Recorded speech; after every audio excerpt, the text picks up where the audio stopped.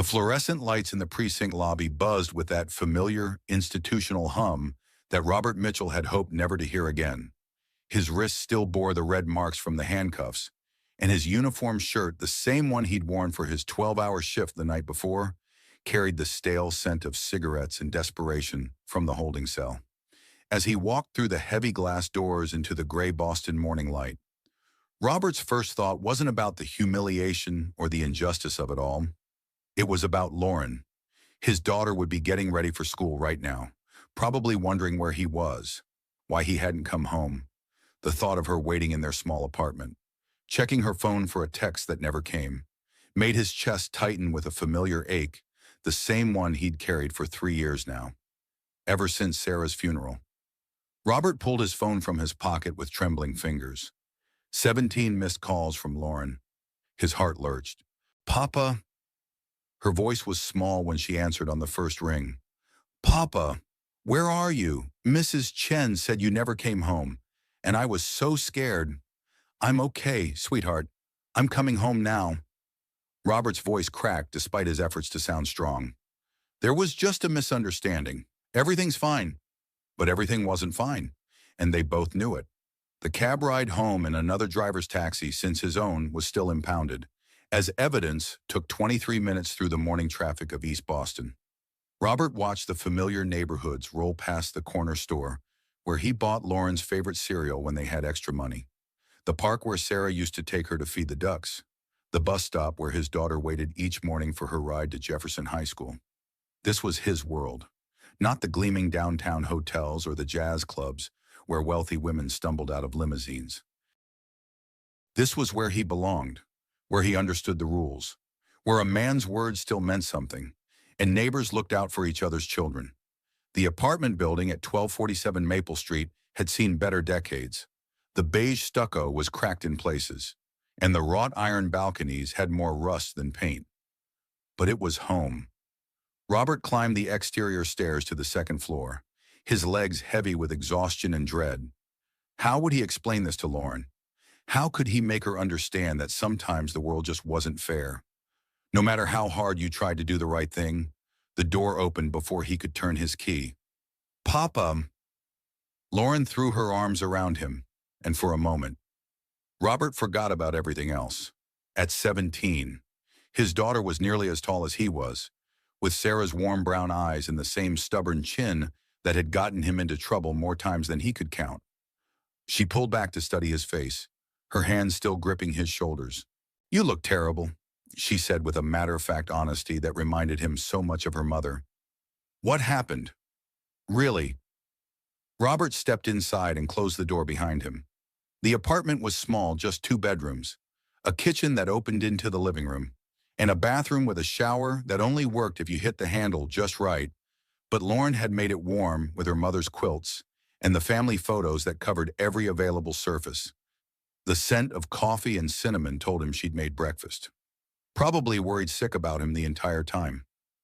"I helped someone," Robert said, sinking into the worn recliner that had been his refuge for the past 3 years.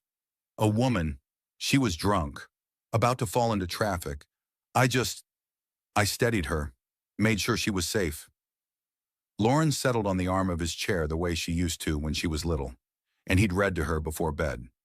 "And they arrested you for that. They saw what they expected to see, sweetheart." "A man like me and a woman like her?" Robert rubbed his eyes, feeling every one of his 53 years. Sometimes that's all it takes. The injustice of it burned in his throat like acid.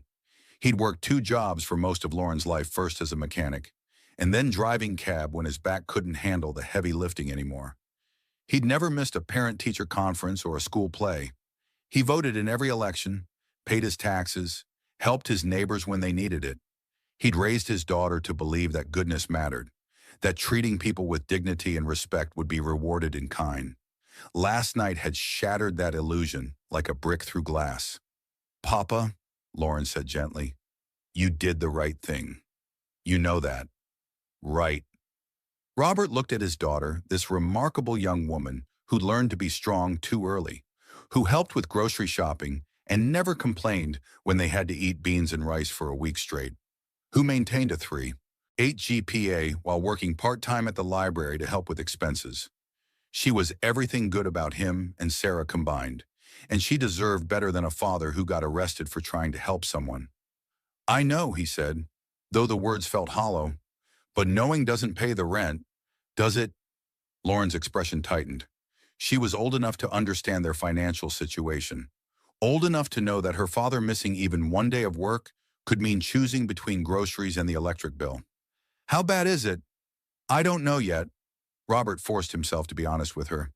He'd learned that lesson from Sarah, who'd always said that children could handle the truth better than they could handle being lied to. The cab's impounded.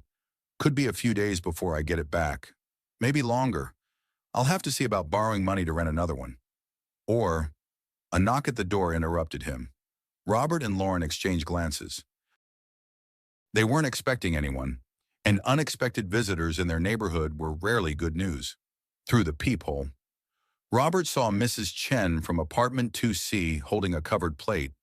He opened the door to find the elderly woman's concerned face creased with worry. Robert, thank goodness you're home. Lauren was so frightened last night. Mrs. Chen pushed past him into the apartment with the familiarity of someone who'd become family over the years. She'd been Sarah's friend first, had held Lauren when she cried at the funeral, had brought soup when Robert came down with pneumonia the winter after his wife died.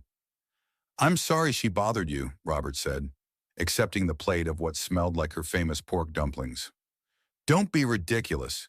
That child is never a bother.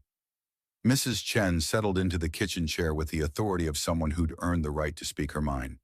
Now, what's this about you being arrested? Robert told the story again, watching Mrs. Chen's expression grow darker with each detail. She'd lived through enough decades to understand how the world worked, how men like Robert were often presumed guilty until proven innocent, how wealth and poverty existed in different universes with different rules. This is not right, she said when he finished. This is not justice. No, Robert agreed, but it's reality. So what will you do? It was the question Robert had been dreading. His savings account had exactly $347 in it, not enough to rent a cab for more than a few days. Certainly not enough to hire a lawyer if charges were filed. He had a clean record. But that didn't matter if the woman decided to press charges, if the media got hold of the story, if his reputation in the tight-knit cab driver community was destroyed. I'll figure something out, he said, because that's what fathers did. They figured things out, no matter how impossible the situation seemed. Lauren squeezed his shoulder. We'll figure it out, she corrected, and Robert's heart swelled with pride and guilt in equal measure. She shouldn't have to worry about adult problems, shouldn't have to be his partner in survival at 17. But Sarah had been gone for 3 years now, and they'd learned to be a team, whether they wanted to or not. The phone rang, interrupting his thoughts. Lauren answered it, her voice cautious. Mitchell residence. Yes, he's here. Who's calling? Please. Her eyes widened as she looked at Robert. It's someone from the police station. They want to talk to you. Robert's stomach clenched as he took the phone, expecting the worst, more charges perhaps, a court date, the beginning of the end of everything he'd worked so hard to build. Mr. Mitchell, this is Sergeant Davis from the downtown precinct. I need you to come in this morning. There's been a development in your case. What kind of development? The complainant wants to speak with you. She's here now, and she's asking specifically for you. Can you be here within the hour? Robert looked at Lauren and Mrs. Chen, both watching him with worried expressions. The complainant, the woman he tried to help. What could she possibly want with him now? I'll be there, he said, and hung up. No. Lauren was already reaching for her jacket. I'm coming with you. No, sweetheart. You have school, and I don't want you anywhere near Papa. Her voice carried the same gentle firmness that Sarah had used when she'd made up her mind about something. I'm 17, not 7, and you're not going through this alone. Robert looked at his daughter, this fierce, loyal young woman who'd inherited the best of both her parents, and felt his throat tighten with emotion. In the past 18 hours, he'd been humiliated, degraded, and treated like a criminal. But he'd also been reminded of what mattered most: the people who loved him, who believed in him, who stood by him when the world seemed determined to tear him down. He'd built a good life on the foundation of that love. Whatever happened next, whatever the wealthy woman wanted to say to him, he wouldn't let it destroy what he and Lauren had built together. "All right," he said, pulling on his jacket. "But we stop by the school first so you can tell them you'll be late." As they walked down the stairs together, Robert caught sight of his reflection in Mrs. Chen's window. He looked older than his 53 years, worn down by responsibility and loss, in the constant struggle to make ends meet. But he also looked like a man who'd raised a remarkable daughter, who'd loved a wonderful woman, who'd built something meaningful from the pieces of a working-class life. Whatever waited for him at the police station, he'd face it the same way he'd faced everything else since Sarah's death: with dignity, with love for his family, and with the quiet strength that came from knowing who he was and what he stood for. The wealthy woman could have her limousines and her jazz clubs and her world where money solved every problem. Robert had something better. He had Lauren and Mrs. Chen and the warm wedding ring on his finger that reminded him every day that he'd been loved by someone extraordinary. That was worth more than all the money in the world. And if the events of last night had taught him anything, it was that sometimes the most important moments in life came disguised as disasters. And the people who seemed like strangers might just turn out to be exactly who you needed to meet. The downtown precinct looked different in daylight, less menacing. More like what it was: a tired government building where tired people process the endless complications of urban life. Robert walked through the same doors he'd been dragged through 12 hours earlier, but this time Lauren was beside him, her hand briefly touching his elbow in support.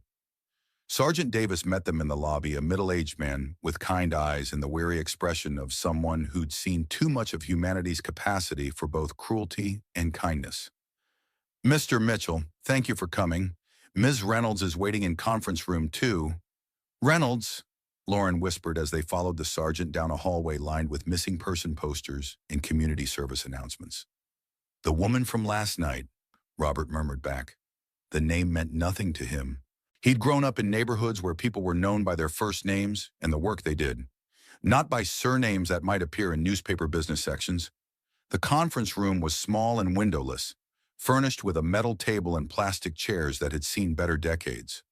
The woman sitting on the far side looked nothing like the disoriented stranger Robert had encountered outside the jazz club. This version of Catherine Reynolds was composed, alert, and unmistakably powerful. She was perhaps 60, with silver hair pulled back in an elegant chignon and wearing a navy suit that probably cost more than Robert made in 2 months. Her posture was perfect, her makeup flawless, her jewelry understated but clearly expensive. Everything about her spoke of control, of a life lived with precision and purpose. But her eyes told a different story. They were the same eyes Robert had seen in his bathroom mirror for the past 3 years, the eyes of someone carrying a weight that money couldn't lift. "Mr. Mitchell," she stood as they entered, extending a manicured hand. "I'm Catherine Reynolds. I owe you an apology and a great deal more."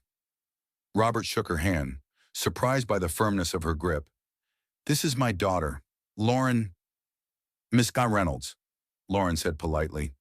Though Robert could hear the protective edge in her voice, Catherine gestured for them to sit. "Please, call me Catherine. What I have to say is going to sound strange, but I need you to hear me out." She reached into an expensive leather briefcase and withdrew a business card, sliding it across the table. The card was heavy stock, embossed with gold lettering, "Reynolds Hotels International, Catherine Reynolds, Chief Executive Officer." Robert stared at the card.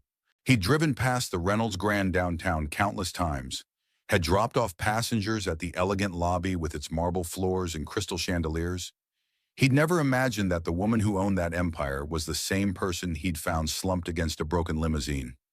"I remember everything that happened last night," Catherine said quietly. "Every detail. How you approached me with such care. How you asked if I was all right. How you kept me from falling when I lost my balance. You probably saved my life.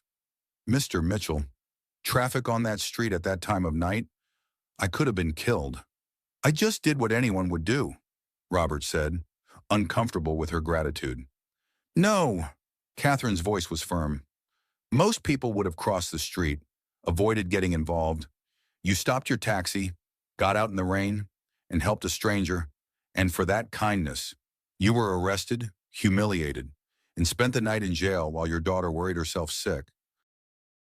Lauren shifted in her chair. He's a good man, she said simply. He's always helping people. Catherine smiled, the first genuine expression Robert had seen from her. I can see that, and I can see where he learned it. She turned back to Robert. I've already spoken with the district attorney. All charges have been dropped. There will be no record of your arrest, no mark on your record, but that's not enough. Not nearly enough. It's enough, Robert said quickly. I just want my cab back and to get back to work. Your cab has been released and is waiting in the impound lot. The fees have been waived. Catherine leaned forward, her expression intense. But I have a proposition for you, and I hope you'll consider it carefully. Robert felt Lauren tense beside him.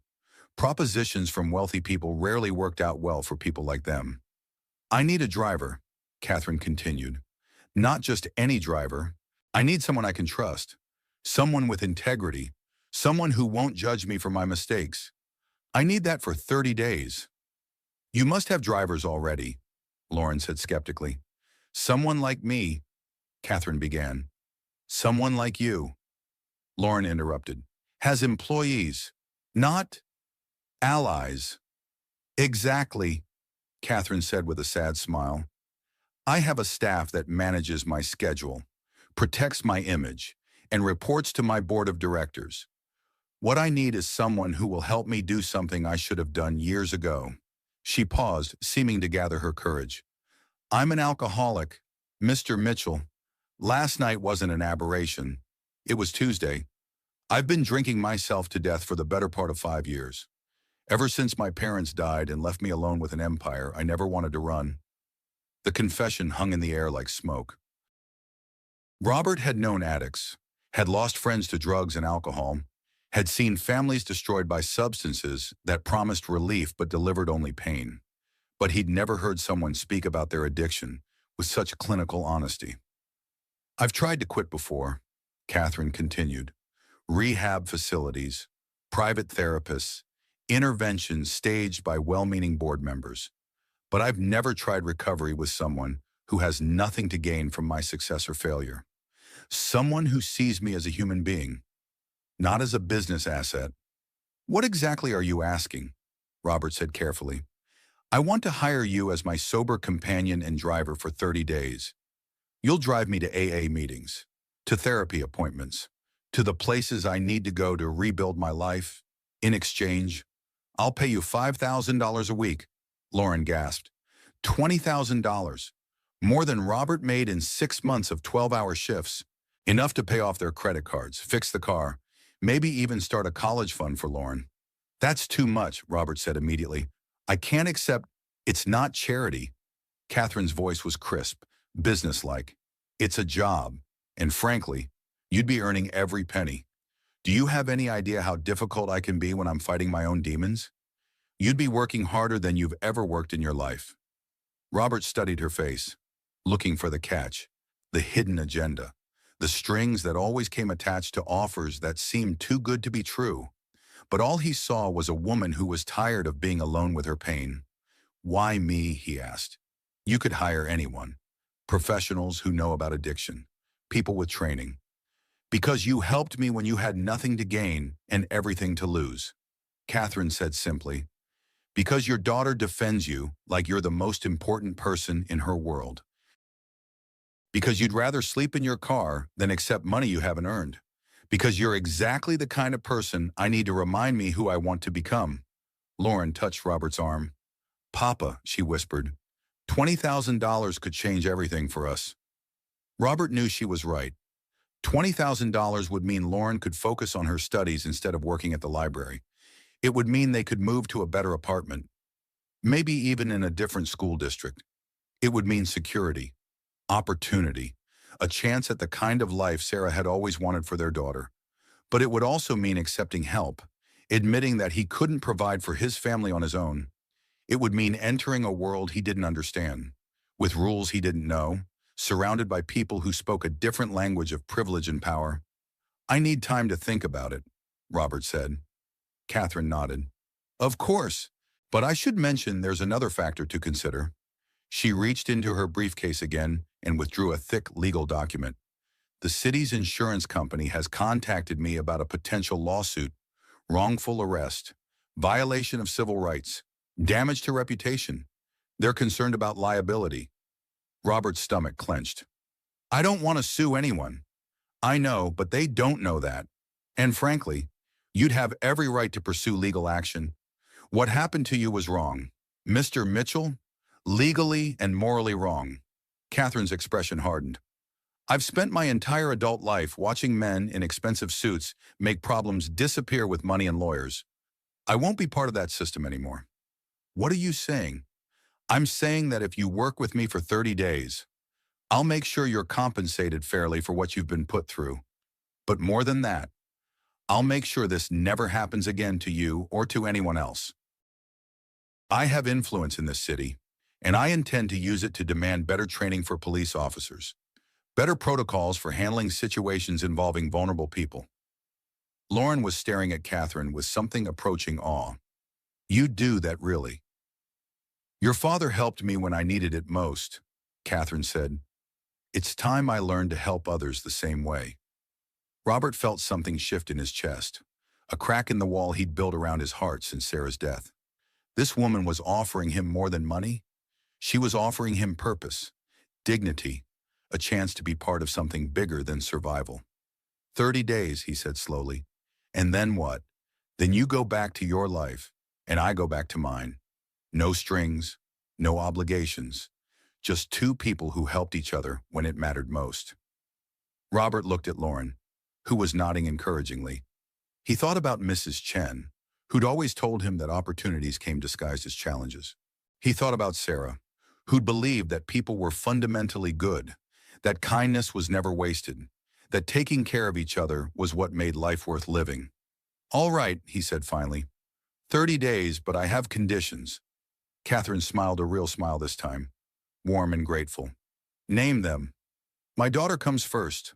Always, if she needs me, I go. No questions asked." "Agreed. I drive my own cab, not some fancy car. I'm a cab driver, not a chauffeur." "Fair enough. And if I think you're in danger from alcohol or anything else, I call 911.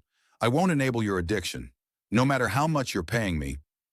Catherine extended her hand across the table. "Mr. Mitchell, I think this might be the beginning of a very interesting partnership." As Robert shook her hand, he felt the weight of the business card in his other palm. 24 hours ago, he'd been a struggling cab driver with nothing but his dignity and his love for his daughter. Now he was embarking on a journey with a billionaire who needed his help to find her way back to herself. He had no idea what the next 30 days would bring. But for the first time since Sarah's death, Robert Mitchell felt like he was moving towards something instead of just trying to survive each day as it came. Outside the conference room window, the morning sun was breaking through the clouds, casting long shadows across the city he'd called home for his entire life. Somewhere out there, his cab was waiting to take him on the strangest journey of his life. And despite everything, the arrest, the humiliation, the uncertainty, Robert found himself looking forward to the road ahead. The Reynolds estate sat behind iron gates on the city's north side. In a neighborhood where the houses had names instead of numbers and the lawns looked like golf courses, Robert had driven through these streets before, dropping off passengers at charity galas and corporate events. But he'd never imagined he'd be walking up the front steps of one of these mansions as anything other than hired help, which he supposed he still was. The front door opened before he could ring the bell, revealing a woman in her 50s with steel gray hair and the kind of posture that suggested decades of managing other people's lives. She wore a simple black dress and sensible shoes, but her manner was anything but subservient. "You must be Mr. Mitchell," she said, extending a hand. "I'm Margaret Wilson, Miss Reynolds' personal assistant. She's told me about your arrangement." Robert shook her hand, noting the firm grip and the way her eyes assessed him quickly but not unkindly. Nice to meet you. She's waiting in the study. Follow me, please. The interior of the house was everything Robert had expected and nothing like he'd imagined. Yes, there were marble floors and crystal chandeliers, artwork that probably cost more than his annual salary. But there was also a lived-in quality that surprised him, books scattered on side tables, reading glasses left on chair arms, a coffee mug with a lipstick stain on the rim. This was someone's home, not just a showcase. Mr. Mitchell is here, Margaret announced, opening the door to a room lined floor to ceiling with books. Catherine looked up from behind an enormous desk covered with papers and file folders. She was dressed more casually today, dark slacks and a cream-colored sweater, but she still carried herself with the authority of someone accustomed to being in charge. Robert, thank you for coming. She gestured to a leather chair across from her desk. I hope you don't mind, but I've taken the liberty of researching AA meetings in the area. There's one this afternoon at St. Mark's Episcopal. It might work well for a first attempt. Robert settled into the chair, which was more comfortable than anything in his apartment. You've never been to a meeting before? I've been to meetings, Catherine said carefully, but I've never been to a meeting where I intended to actually participate. There's a difference between showing up because your lawyer insists and showing up because you want to get better. She reached into her desk drawer and pulled out a small plastic chip, setting it on the desk between them. It was white, with 90 days printed in blue letters. I've been carrying this around for 2 years, she said. I bought it online, told myself I'd earned it, but we both know that's not how it works. Robert picked up the chip, surprised by how light it was. You've never had 90 days sober. I've had 90 hours, maybe once. I managed 96. Catherine's voice was matter-of-fact, without self-pity. I'm what they call a high-functioning alcoholic, which means I've gotten very good at managing my drinking around my responsibilities. Board meetings at 10, martinis at lunch, conference calls at 3, wine with dinner, scotch before bed, rinse and repeat. What made you decide to stop? Catherine was quiet for a long moment, staring out the window at gardens that were probably tended by a full-time staff. I woke up 3 mornings ago on my bathroom floor, still wearing my clothes from the night before. I'd missed a board meeting, something I've never done in 20 years of running this company. My assistant had to lie to the board. Tell them I had food poisoning. She turned back to him, and Robert saw something raw in her expression. I realized I was one blackout away from losing everything my parents built. More than that, I was one blackout away from dying alone, and no one would find me for days. The honesty was uncomfortable in its starkness. Robert had seen addiction up close. His brother Daniel had struggled with cocaine for years before finally getting clean, but he'd never heard someone describe their rock bottom with such clinical precision. The meeting starts at 5, Catherine continued. I thought we could leave around 4:30. Give ourselves time to find parking and get settled. All right, what should I expect? I don't know, Catherine admitted. I've only been to private sessions with therapists who charge $500 an hour and tell me what they think I want to hear. This will be different. At 4:15, Robert was waiting in the circular driveway beside his cab when Catherine emerged from the house. She changed into jeans and a simple blouse, as if trying to blend in, but everything about her still screamed money and privilege. It wasn't just the clothes or the jewelry. It was the way she moved, the set of her shoulders, the unconscious assumption that the world would accommodate her needs. Ready? Robert asked as she settled into the back seat. No, Catherine said, but let's go anyway. St. Mark's Episcopal Church was a modest brick building in a middle-class neighborhood, surrounded by minivans and aging sedans. Robert's yellow cab looked perfectly at home in the parking lot, which seemed to ease some of Catherine's tension.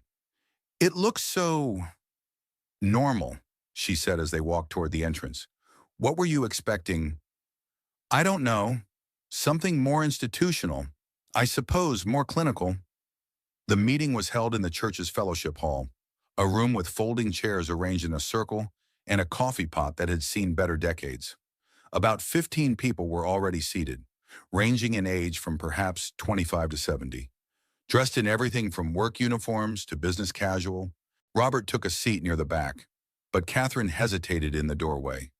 For a moment, he thought she might bolt, might retreat to the safety of her mansion and her carefully controlled world. But then a woman with graying hair and kind eyes approached them. "First time?" she asked gently. "Yes," Catherine said, her voice barely above a whisper.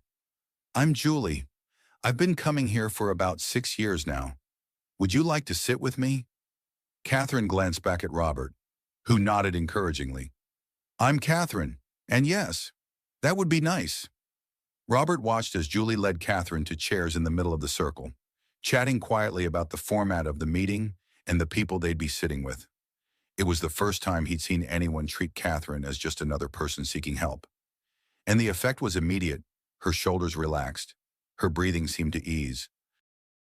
The meeting followed a familiar pattern that Robert recognized from the few Al-Anon sessions he'd attended during Daniel's worst years, stories shared.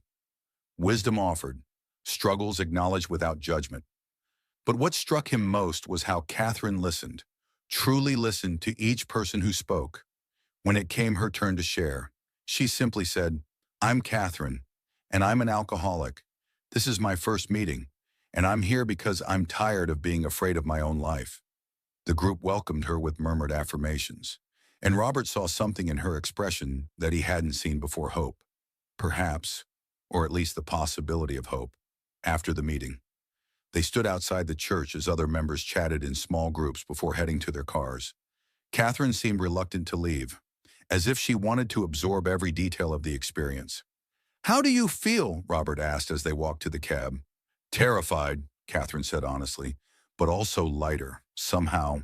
Does that make sense?" It makes perfect sense. During the drive back to her house, Catherine was unusually quiet. Robert let the silence stretch, understanding that she was processing something important. Finally, as they turned into her neighborhood, she spoke.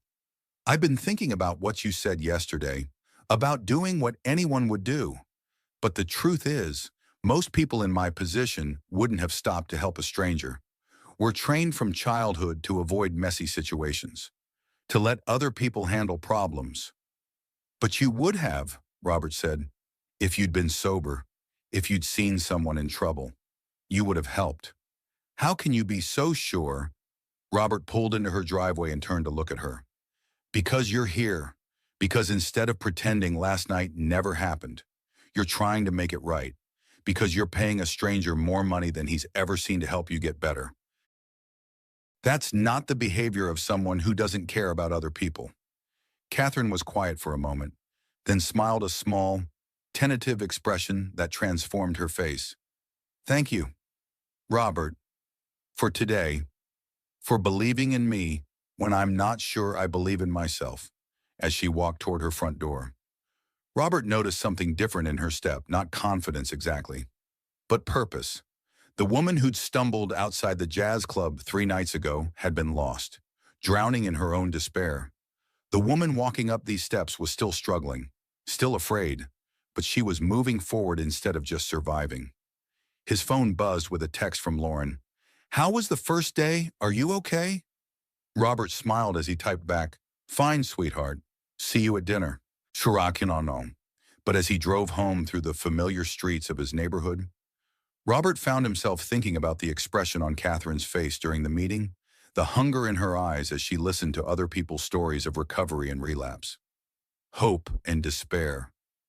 She was searching for something, just as he'd been searching for 3 years now. Ever since Sarah's death had left him unmoored in his own life. Maybe that was why this arrangement felt right. Despite all the reasons it shouldn't work, they were both trying to find their way back to themselves, to remember who they'd been before life had taught them to expect disappointment and loss. Tomorrow would bring another meeting, another small step toward whatever healing looked like for a billionaire who'd forgotten how to trust, and a cab driver who'd forgotten how to hope for anything beyond making it through another day. But today had been a beginning, and sometimes that was enough. The second week of their arrangement began with an unexpected request. Instead of heading to an AA meeting or therapy appointment, Catherine asked Robert to drive her to the grocery store. The grocery store, Robert repeated. Sure, you don't have people who do your shopping. I have people who do everything, Catherine said as they pulled out of her driveway. I haven't been inside a grocery store in probably 5 years, but yesterday at the meeting, Julie was talking about the importance of normal activities in recovery. She said, shopping for your own food, cooking your own meals, it grounds you in reality. Robert navigated toward the market basket on Cambridge Street, trying to imagine this elegant woman pushing a shopping cart down fluorescent-lit aisles. You know how to cook? I used to. My mother taught me when I was young. Before, Catherine paused, then continued more quietly. Before I learned that wealthy people don't cook for themselves. The grocery store was busy with the usual Thursday afternoon crowd, mothers with toddlers in tow, elderly couples consulting carefully written lists, teenagers buying energy drinks and chips. Catherine stood at the entrance for a moment, overwhelmed by the sensory assault of bright lights, competing conversations, and the general chaos of ordinary life. It's louder than I remembered, she said. Robert grabbed a cart and handed it to her. You get used to it. Lauren and I usually shop on Sunday mornings when it's quieter, but she had a school project, so I came yesterday instead. As they walked through the produce section, Robert watched Catherine examine vegetables with the concentration of someone trying to decode a foreign language. She picked up a tomato, turned it over in her hands, and looked at him helplessly. How do you know if it's ripe? Here, Robert said, showing her how to check for firmness, for the right color, for the sweet smell that indicated freshness. Sarah taught me that. She said a good tomato was the foundation of any decent meal. Tell me about her, Catherine said as they moved to the herbs. Your wife. Robert found himself talking as they shopped, sharing memories that he usually kept carefully locked away.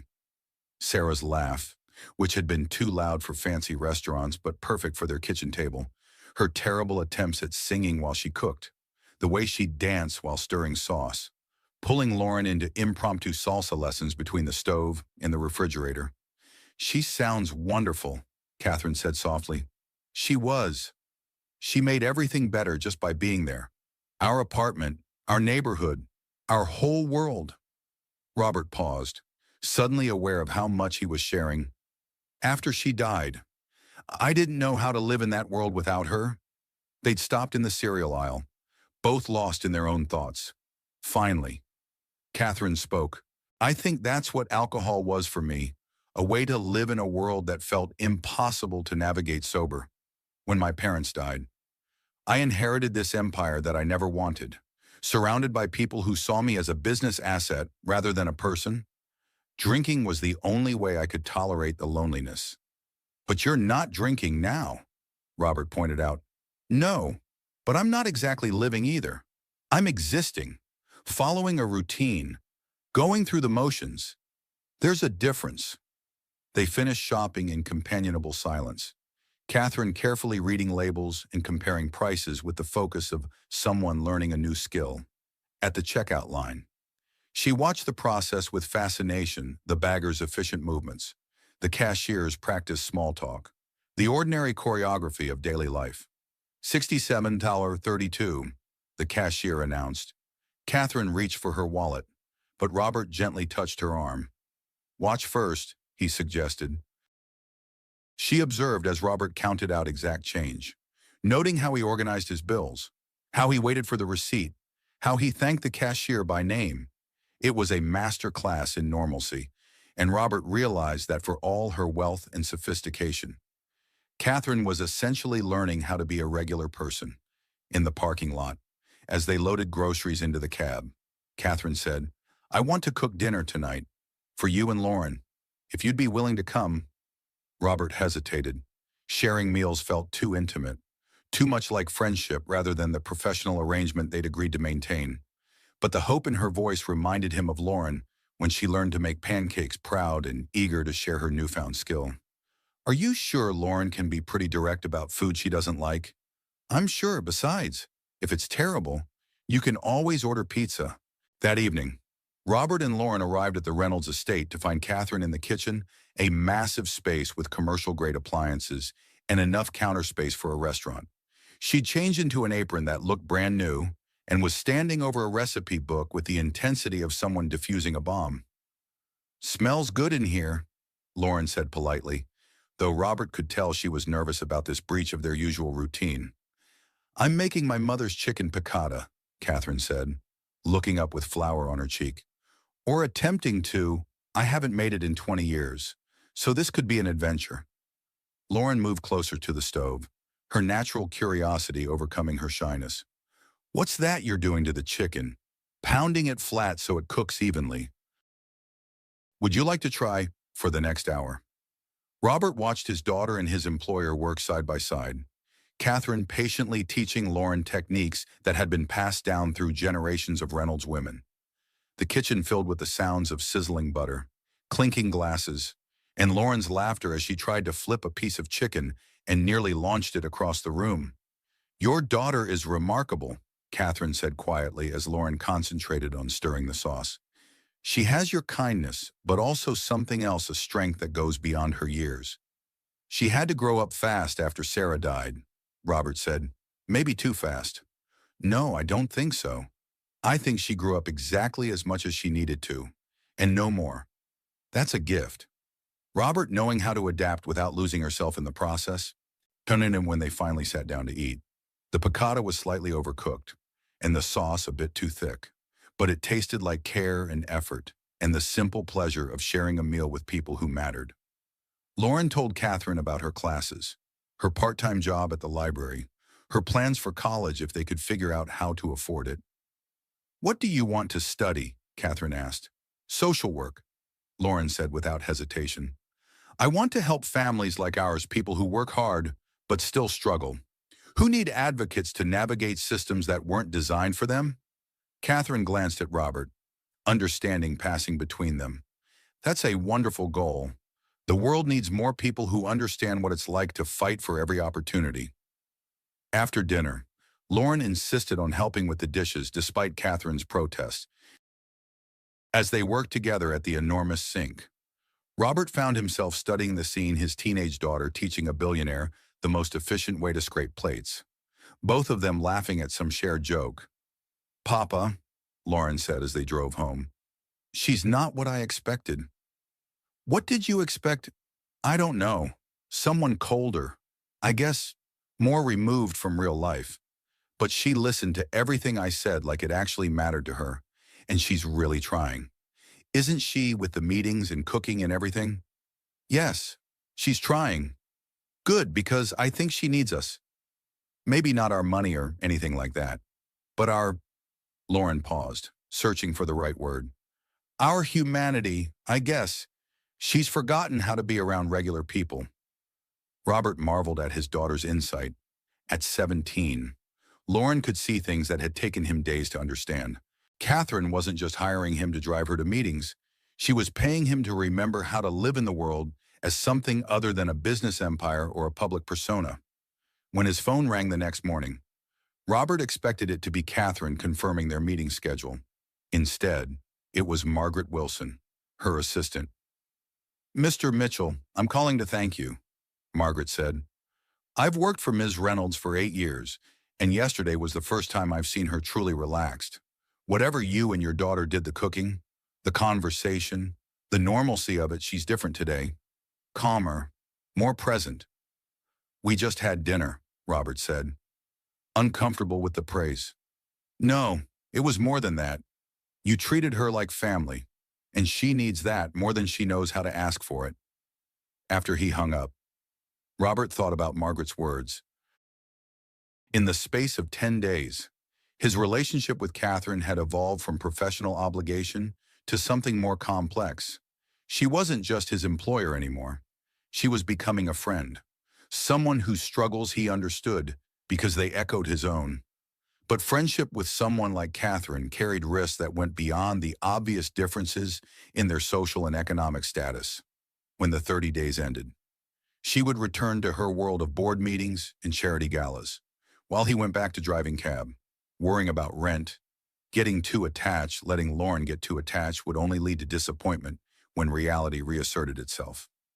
Still, as he prepared for another day of AA meetings and quiet conversations, Robert found himself looking forward to seeing Catherine's face light up when she mastered some small piece of ordinary life, whatever complications lay ahead. Helping her rediscover her humanity was turning out to be good for his own soul, too, and sometimes that was reason enough to take the risk. The call came at 2:00 in the morning on a Tuesday, jarring Robert from the deepest sleep he'd had in weeks. His phone buzzed against the nightstand with an urgency that immediately set his heart racing. Calls at this hour were never good news. "Papa," Lauren's voice was small and strained. "Papa, I need you." Robert was out of bed before she finished the sentence, pulling on jeans and a t-shirt while cradling the phone against his shoulder. "What's wrong? Sweetheart, where are you?" "I'm at the hospital, Boston General. I was studying late, and suddenly I couldn't breathe, and my chest hurt so much. Mrs. Chen called 911. The drive to the hospital took 12 minutes that felt like hours. Robert's hands shook on the steering wheel as he navigated empty streets, his mind cycling through every worst-case scenario. Lauren was 17, healthy, strong, but so had Sarah been, until the day she collapsed at work and never came home. The emergency room at Boston General was brightly lit and mostly empty at this hour. Robert found Lauren in bed 3, hooked up to monitors and looking smaller than she had since childhood. Her face was pale but alert, and she managed a weak smile when she saw him. "Hey, Papa. Sorry I scared you." "Don't apologize for scaring me," Robert said, taking her hand. "Just tell me what happened." A young doctor with tired eyes and scrubs pulled back the curtain. "Mr. Mitchell, I'm Dr. Patel. Your daughter had what appears to be a severe anxiety attack, complicated by some dehydration and exhaustion. Her vitals are stable now, but we want to keep her for observation for a few more hours." "Anxiety attack?" Robert looked at Lauren in confusion. "You've never had anxiety problems." Lauren's eyes filled with tears. "I've been having them for weeks, Papa, ever since you got arrested. I keep thinking about what would happen to me if something happened to you if you went to jail. If I ended up alone, I know it's stupid, but I can't stop worrying about everything." Robert felt his heart break and mend simultaneously. His strong, capable daughter had been carrying this fear in silence, trying to protect him from her own vulnerability, just as he'd been trying to protect her from their financial struggles. "Sweetheart, why didn't you tell me?" "Because you have enough to worry about. You're working this new job, dealing with Catherine's problems, trying to take care of me. I didn't want to add to your stress." Dr. Patel cleared his throat gently. "Anxiety in teenagers often manifests during times of family stress or major life changes. It's more common than you might think and very treatable. But Lauren needs rest, better nutrition, and probably some counseling to develop coping strategies. Whatever she needs," Robert said immediately, though his mind was already calculating the cost of therapy sessions they couldn't afford. "Papa," Lauren whispered, "I'm scared. What if this happens again? What if I can't handle college or life or—" "Hey," Robert squeezed her hand. "Remember what your mother used to say? We're Mitchells. We bend, but we don't break.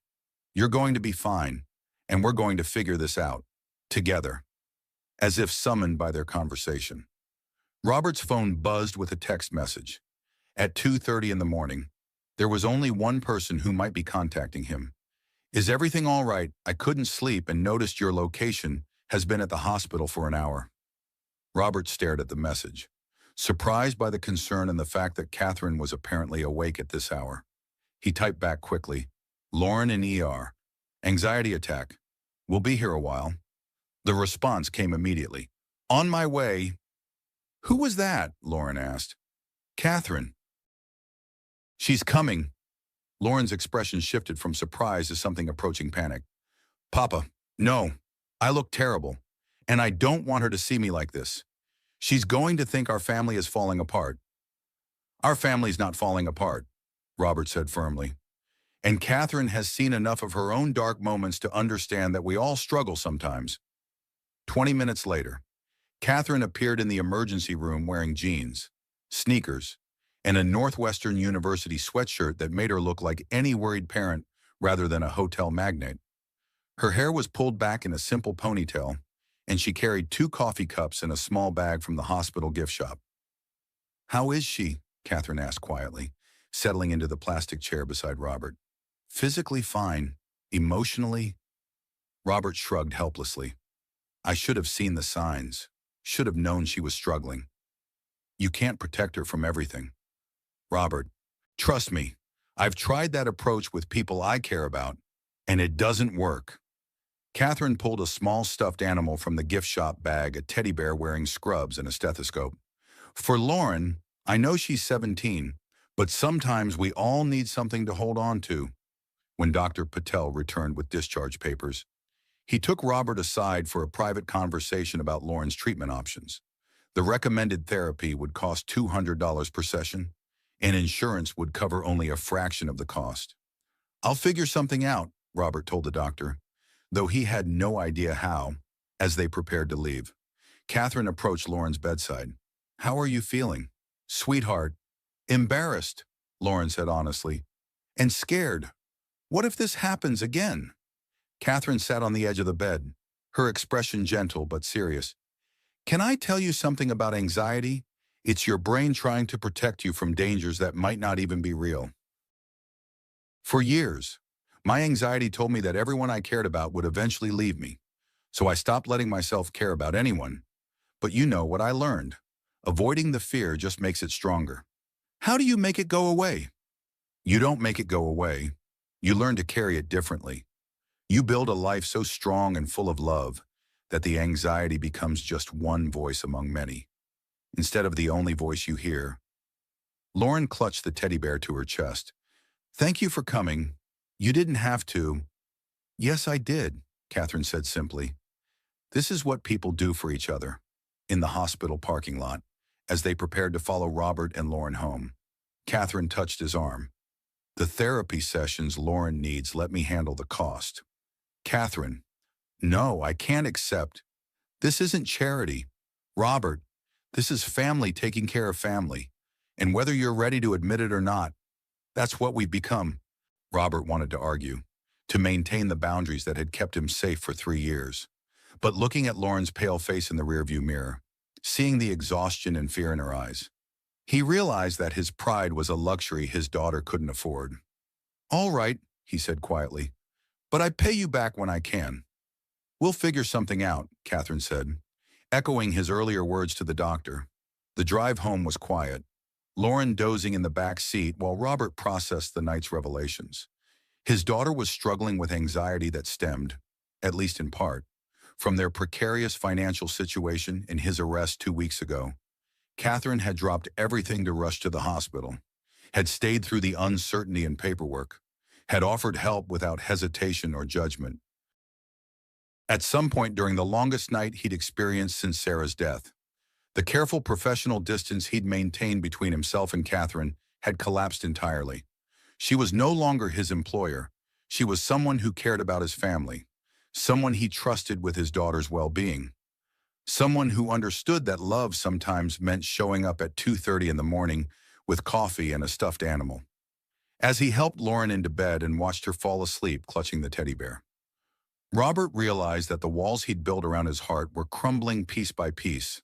For 3 years, he'd convinced himself that he and Lauren were better off alone, that independence was safer than vulnerability, that asking for help was a sign of weakness rather than wisdom. But tonight had taught him something different. Sometimes the strongest thing you could do was let someone else share your burden. Sometimes family was found rather than born. And sometimes the people who needed saving ended up doing the rescuing instead.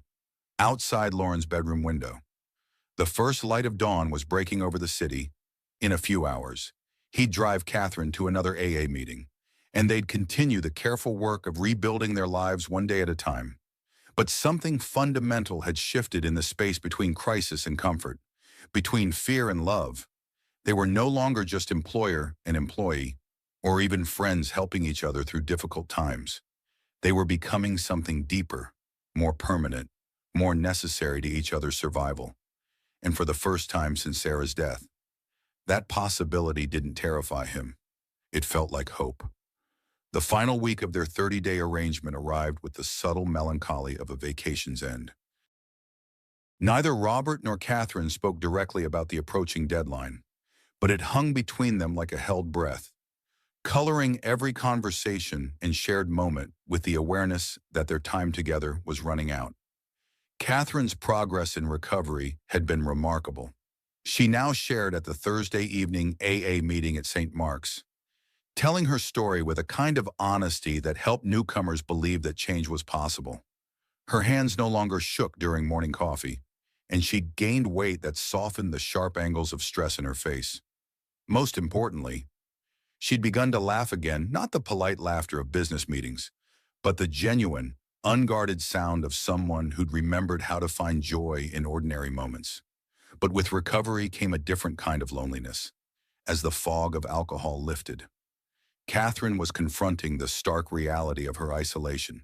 She had business associates, employees, board members, and social acquaintances, but no real friends, no one who called just to check in, no one who cared about her well-being beyond its impact on quarterly earnings. "I've been thinking about after," she said one afternoon as they drove home from a therapy session. "After." Robert's hands tightened on the steering wheel. "What about it?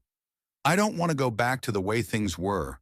The empty house, the pointless social events, the meetings where everyone pretends to care about my opinions while calculating how my decisions will affect their bottom line." "So don't go back," Robert said, though his heart was racing at the implications of her words. "It's not that simple. I have responsibilities, obligations." "You have choices," Robert interrupted. "Maybe not easy ones, but choices nonetheless." They drove in silence for several minutes before Catherine spoke again. "I keep thinking about that photo in my study, the one of my parents at the groundbreaking for their first hotel. They looked so happy, so proud of what they were building together. When did I stop caring about building something meaningful and start just trying to survive each day?" "When you stopped having people in your life who mattered more than business," Robert said gently. "When you forgot that success without connection is just expensive loneliness." Catherine turned to look at him. "Is that an invitation?" The question hung in the air between them, loaded with possibility and risk in equal measure. Robert thought about Lauren, who'd grown attached to Catherine over the past month, who lit up when Catherine helped with homework or shared stories about her own college experiences. He thought about the way Catherine's face changed when she was in their apartment, how the mask of corporate competence fell away, replaced by something softer and more real. He thought about Sarah and the conversation they'd had just weeks before her death, about the importance of opening your heart even when it meant risking pain. "Life's too short to play it safe all the time," Sarah had said, watching Lauren practice violin with the fierce concentration of someone determined to master something beautiful. "Love is always a risk, Robert, but it's the only risk worth taking." "I don't know what I'm offering," Robert said honestly. "I drive a cab. I live in a 2-bedroom apartment. I shop at thrift stores and clip coupons. My world is nothing like yours. Your world has Lauren's laughter and Mrs. Chen's dumplings and neighbors who know each other's names." Catherine said, "Your world has people who show up when someone needs help.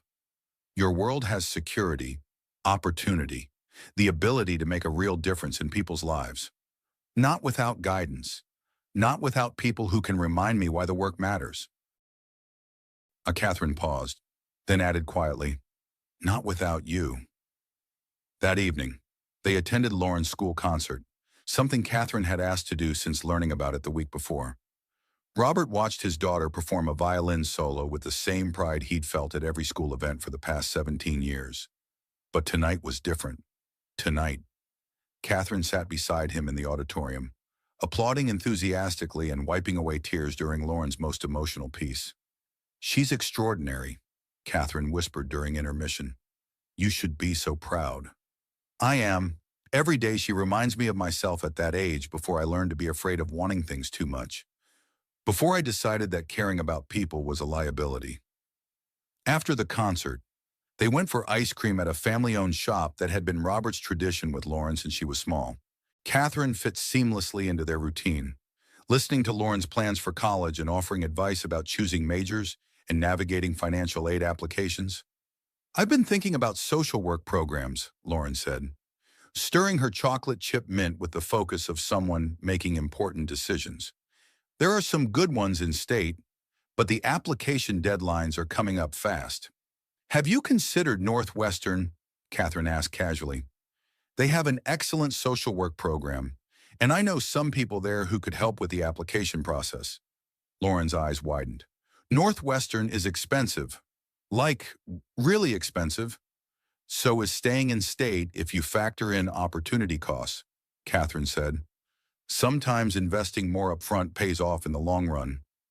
Robert felt a familiar tension in his chest, the same feeling he'd had when Catherine first offered to pay for Lauren's therapy. He appreciated her generosity, but he worried about Lauren getting used to having doors opened by wealth and influence, rather than her own merit. "Lauren has earned everything she's gotten," he said carefully. "She'll earn her way into whatever school is right for her." "Of course she will," Catherine agreed. "But that doesn't mean she shouldn't have access to the same opportunities as students whose parents can write tuition checks without thinking twice." The conversation continued good-naturedly, but Robert sensed the underlying tension.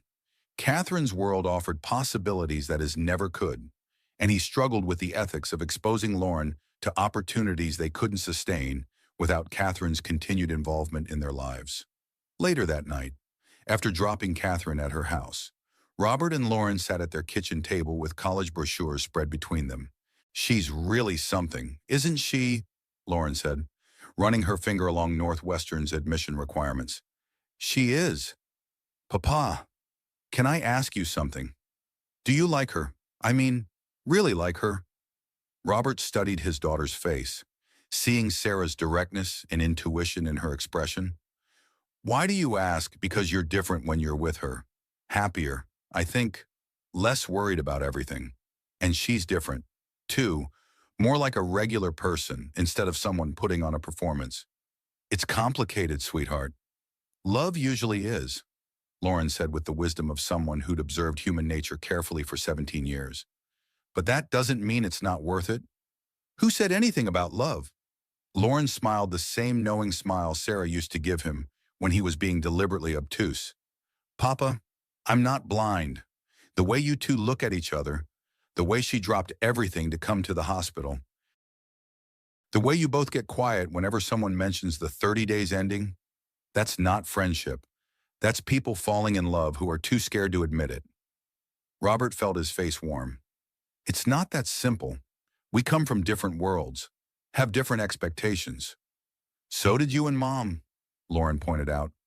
"She was college educated, spoke 3 languages, came from a family of teachers.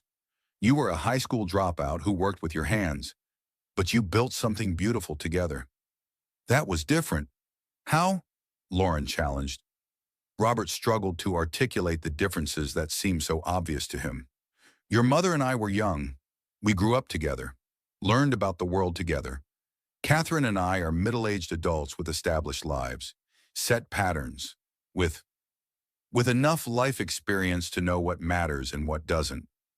Lauren interrupted. "Papa, I've watched you for 3 years since Mom died. You've been a good father, a good neighbor, a good man, but you haven't been happy, not really, these past few weeks. Watching you with Catherine, this is the first time I've seen you look forward to tomorrow instead of just trying to get through today." That night, Robert lay awake staring at the ceiling, Lauren's words echoing in his mind. Was he in love with Catherine Reynolds? The question felt simultaneously obvious and impossible. He cared about her well-being, looked forward to their daily conversations, felt protective of her vulnerability, and proud of her progress. He admired her intelligence, her strength, her capacity for growth and change. But love implied a future together, shared dreams, merged lives. Love meant Lauren would grow up in Catherine's world of privilege and opportunity, but also pressure and public scrutiny. Love meant he would have to learn to navigate social situations where his background and education would always mark him as an outsider. Love meant taking the biggest risk of his life just when he'd finally achieved some measure of stability and peace. But as Robert drifted towards sleep, his last coherent thought was of Catherine's laughter during Lauren's concert, the way her face had glowed with genuine pride and affection. Whatever the risks, whatever the complications, he was already in deeper than he'd ever intended to be. The only question now was whether he had the courage to admit it to himself and to her before their time together ran out. Robert's phone woke him at 5:47 a.m. with a text notification that made his blood run cold. "I need you to come now. Something's happened." He was dressed and in his cab within minutes, the early morning streets of Boston almost empty as he raced toward Catherine's estate. His mind cycled through possibilities: a relapse, a medical emergency, a crisis with the board of directors. In the 3 weeks he'd known her, Catherine had never sent a message that sounded so urgent, so stripped of her usual composure.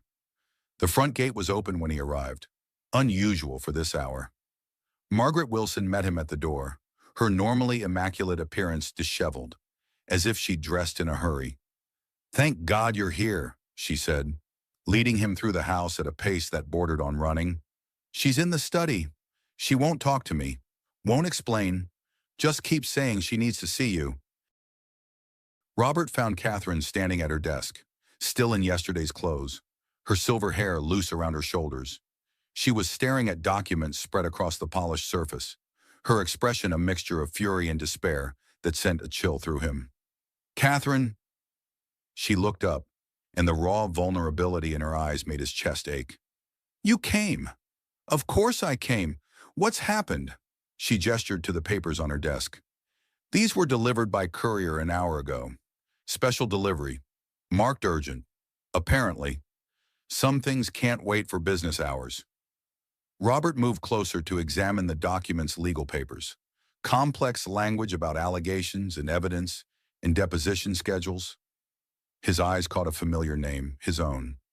"What is this, a lawsuit?" Catherine said, her voice flat. "Filed by William Blackwood, CEO of Meridian Hotels.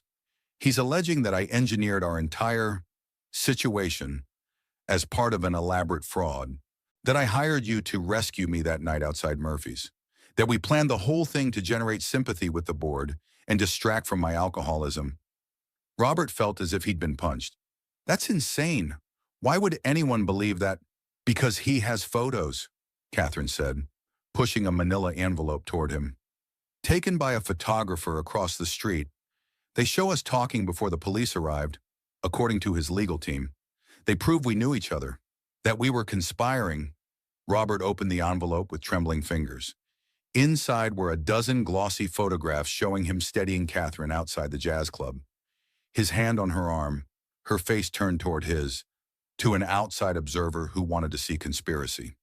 He supposed it could look like a planned meeting rather than a chance encounter. "These don't prove anything," he said, trying to keep his voice steady. "We've never met before that night. There are no phone records, no prior connection." "This is absurd." "Is it?" Catherine's voice was so quiet he had to strain to hear it. "The lawsuit alleges that I paid you $20,000 for your participation, which is exactly what I'm paying you now." The implication hung in the air between them, ugly and corrosive. Robert felt sick. "You can't possibly think I was part of some scheme." Catherine wouldn't meet his eyes. "What I think is that 3 weeks ago, I was a desperate alcoholic who would have done anything to save my company from William Blackwood's hostile takeover attempts. What I think is that $20,000 is a lot of money for a cab driver with a daughter starting college soon." "Stop!" Robert's voice was sharp. "Just stop. You know me. Catherine, you've spent nearly every day with me for 3 weeks. You've been to my home, met my neighbors, seen how I live. Do you honestly believe I would be capable of something like this?" "I don't know what to believe anymore," she whispered. "All I know is that everything I've built is at risk because I trusted someone I barely knew, because I let my guard down, because I started to think that maybe I could have something real in my life for once." Robert felt a surge of anger, unlike anything he'd experienced since Sarah died. Not at Catherine, though her doubt cut deep, but at the faceless William Blackwood, who'd taken something fragile and beautiful and twisted it into something sordid. "I'm going to go now," he said, his voice carefully controlled. "I think we both need some time to process this. But before I do, I want you to know something. I have never lied to you. Not once. Not about anything. I helped you that night because that's who I am, the same person who stops for stranded motorists in snowstorms, who carries Mrs. Chen's groceries up the stairs, who taught the neighborhood kids how to change a tire. I didn't know who you were, and I wouldn't have cared if I did." Catherine finally looked at him, her eyes filled with tears. "Robert, no." He held up a hand. "When you decide whether you trust me or not, you know where to find me. Until then, I think our arrangement is over." He walked out of the study, past a worried-looking Margaret, through the grand foyer with its gleaming marble floors and crystal chandeliers, and into the morning sunshine that somehow felt colder than when he'd arrived. His cab sat in the circular driveway, yellow and ordinary in his, as he pulled away from the Reynolds estate. Robert felt the weight of loss settling over him once again, familiar and yet different from when he'd lost Sarah. This wasn't the sudden severing of death, but the slow unraveling of possibility. In just 3 weeks, he'd allowed himself to imagine a future beyond survival, to believe that life might hold second chances, that his heart might have room for new love, and now, like a house of cards in a sudden breeze, it was collapsing around him. Lauren was already dressed for school when he arrived home, eating cereal at the kitchen table and scrolling through her phone. She looked up with a smile that quickly faded when she saw his expression. "Papa, what's wrong?" For a moment, Robert considered lying, manufacturing some minor disagreement to explain why he'd been summoned to Catherine's house at dawn, why he looked as if he'd aged 10 years in 2 hours. But Sarah's voice echoed in his memory. "Children deserve the truth, even when it's hard." "Catherine received some legal papers this morning," he said, settling into the chair across from Lauren. "A lawsuit filed by one of her business competitors. He's claiming that the night I helped her, the night I was arrested, was all part of some plan we cooked up together." Lauren's spoon clattered against her bowl. "That's ridiculous. You didn't even know her." "I know that. You know that. But he has photographs that make it look like we were meeting on purpose. And he's pointing to the money she's paying me as evidence of my involvement. But that's not fair. That's not what happened. Life isn't always fair, sweetheart." It was a hard truth, one he'd tried to shield her from for as long as possible. But at 17, with her mother gone and her father fighting to keep their heads above water, perhaps it was time she understood. "Does Catherine believe him?" Lauren asked, her voice small. Robert hesitated. The uncertainty in Catherine's eyes had been answer enough, but he didn't want to color Lauren's perception with his hurt. "She's confused, scared. When people are afraid of losing something important, they sometimes look for someone to blame. But she knows you. She's been to our home. She came to the hospital when I was sick." Lauren's voice rose with indignation. "How could she think you'd be part of something like that? People like Catherine are used to being surrounded by people who want something from them," Robert said, trying to be fair despite the ache in his chest. "It's hard for them to trust completely, and this lawsuit, it must have brought back all her old fears." Lauren was quiet for a moment, absently stirring her now soggy cereal. "What happens now?" "I don't know," Robert admitted. "I told her our arrangement is over until she decides whether she trusts me or not. And the money for my therapy, we'll figure something out." It was becoming his mantra, these 3 words that promised resolution without specifics. "Maybe Dr. Levinson can work with us on a payment plan." Lauren pushed away her bowl and stood, gathering her backpack with sharp, angry movements. "This is so stupid. You finally find someone who makes you happy, who gets you out of this apartment and makes you laugh again. And some rich jerk with a lawsuit ruins everything. Lauren, no, Papa, I'm mad. I'm allowed to be mad about this." She shouldered her backpack, then surprised him by leaning down to kiss his cheek. "I know you'll figure something out. You always do. But sometimes I wish you didn't have to." After she left for school, Robert sat at the kitchen table, staring at the framed photo of Sarah that Lauren kept on the windowsill. It was from their 10th anniversary trip to Cape Cod, Sarah laughing into the camera, her hair wild in the ocean breeze, her eyes alight with the joy of being alive. "What would you do," he asked the photo softly, "if someone accused you of the one thing you'd never do, if someone you were starting to care about doubted your integrity?" The phone rang, jarring him from his thoughts. For a brief, hopeful moment, he thought it might be Catherine. But the caller ID showed a number he didn't recognize. "Mitchell," he answered, his cab driver voice automatically kicking in. "Robert Mitchell." The voice was male, professional, with the practiced cadence of someone who spent a lot of time on the phone. "This is James Harrington from the law firm of Harrington, Weiss, and Klein. I'm calling on behalf of Ms. Catherine Reynolds." Robert's grip tightened on the phone. "I don't think Miss Reynolds and I have anything to discuss through lawyers. Actually, I'm not calling about the lawsuit. I'm calling about your cab." "My cab?" "Yes, Ms. Reynolds has arranged for it to be picked up from your location within the hour. A driver will bring a replacement vehicle for your use during the remainder of your contract." Robert felt a surge of anger. "There is no remainder of the contract. I made that clear this morning. And nobody touches my cab." There was a pause on the other end, the sound of papers being shuffled. "I see. Well, Ms. Reynolds anticipated you might feel that way. She asked me to remind you that the contract specifies a 30-day period, and she intends to honor that commitment regardless of personal complications. The contract also specifies that I drive my own cab, not some fancy car that she provides. That was one of my conditions."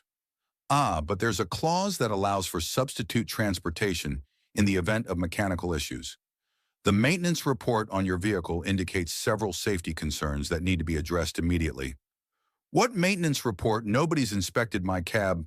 The overnight diagnostic performed at the Reynolds Fleet Services garage last night." Robert's mind raced. His cab had been parked in his apartment complex lot all night. The only way it could have been inspected was if someone had moved it without his knowledge, or if they were lying. "Listen, Mr. Harrington, I don't know what game Miss Reynolds is playing, but I'm not interested. My cab stays with me. The contract is over. End of story. I understand your frustration, Mr. Mitchell, but I should warn you that breach of contract could result in legal action to recover the funds already paid to you, which I believe amount to $15,000 to date." The threat was clear. Fight this, and Catherine would demand her money-back money that Robert had already used to pay off credit card debt, catch up on rent, and start Lauren's college fund. Money he couldn't possibly return without taking out loans that would sink them even deeper. "Fine," he said through gritted teeth. "Have your driver call me when they arrive. But I expect my cab back in perfect condition when this charade is over." "Excellent. Miss Britt Reynolds will be pleased. Oh, and one more thing, she's requested that you meet her at the downtown offices of Reynolds Hotels International at 3:00 p.m. today. The driver will have the address. And if I refuse, that would be most unfortunate, Mr. Mitchell. Most unfortunate indeed." The line went dead, leaving Robert staring at the phone in disbelief. In the space of a few hours, his relationship with Catherine had transformed from something warm and promising into a cold business arrangement enforced by legal threats. The woman who had cooked dinner in his apartment, who had rushed to the hospital when Lauren was sick, who had shared her deepest fears and vulnerabilities with him, was now hiding behind lawyers and contracts. It didn't make sense. None of it made sense. Unless Robert grabbed his laptop, a refurbished model that Lauren had insisted he needed, and typed William Blackwood Meridian Hotels into the search bar. The results painted a picture of a corporate raider with a reputation for aggressive takeovers, particularly targeting family-owned hospitality businesses. Several articles mentioned his long-standing interest in Reynolds Hotels and Catherine's consistent refusal to sell, even as other family-owned chains were absorbed into larger conglomerates. One article, dated just 3 weeks ago, caught his attention. Blackwood makes third bid for Reynolds Hotels. Board divided on response. The piece detailed growing pressure from some board members for Catherine to consider Blackwood's offer. Citing concerns about her leadership in the company's future direction, the timing couldn't be coincidental. 3 weeks ago, right around the time Robert had found Catherine outside the jazz club, right around the time she'd started her recovery journey in earnest. What if the lawsuit wasn't just about discrediting Catherine? What if it was about forcing her into a position where selling to Blackwood seemed like the only option? And what if Catherine knew that Robert's thoughts were interrupted by a knock at the door? Through the peephole, he saw a young man in a suit holding a set of car keys. "Mr. Mitchell, I'm from Reynolds Fleet Services. I'm here about your cab." The downtown offices of Reynolds Hotels International occupied the top 5 floors of a gleaming glass tower that seemed to touch the clouds. Robert felt out of place the moment he stepped into the marble lobby. Acutely aware of his worn jeans and work shirt among the tailored suits and designer dresses of the corporate elite, the replacement vehicle, a sleek black Lincoln Navigator with tinted windows, sat in the visitor's parking garage, looking as out of place in his life as he felt in this building. The young man who delivered it had been polite but firm. Robert's cab had been taken to the company's service center for critical maintenance and would be returned when the contract ended. In the meantime, he was expected to use the SUV for all transportation related to Miss Reynolds. It felt like a power play, a reminder of who controlled the resources in their relationship. At the reception desk, a poised young woman with a practiced smile checked his ID before directing him to the executive floor. "Ms. Reynolds is expecting you, Mr. Mitchell. The express elevator will take you directly to the 50th floor."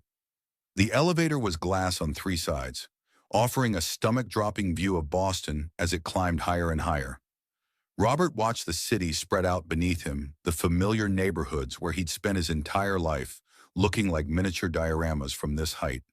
Somewhere down there was his apartment, Lauren's school, Mrs. Chen's dumplings, the bodega where the owner still extended credit when times were tight. Up here was Catherine's world, a place of boardrooms and balance sheets, where decisions affecting thousands of lives were made between coffee and lunch. The elevator doors opened onto a reception area designed to impress original artwork on the walls, custom furniture that probably cost more than his annual income, fresh flowers arranged with artistic precision. Another receptionist, this one older and more reserved, greeted him by name.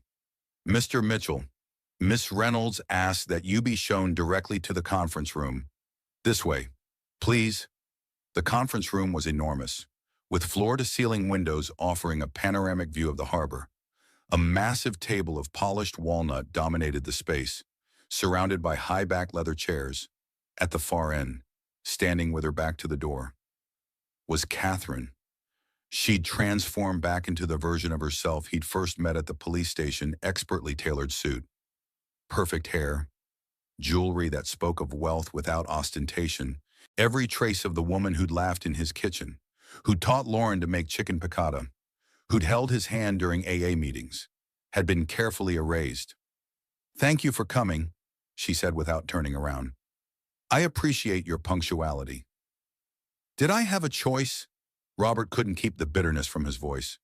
"Your lawyer made it pretty clear what would happen if I didn't show up." Catherine turned then, and Robert was shocked by the exhaustion evident in her face, despite the perfect makeup and professional demeanor.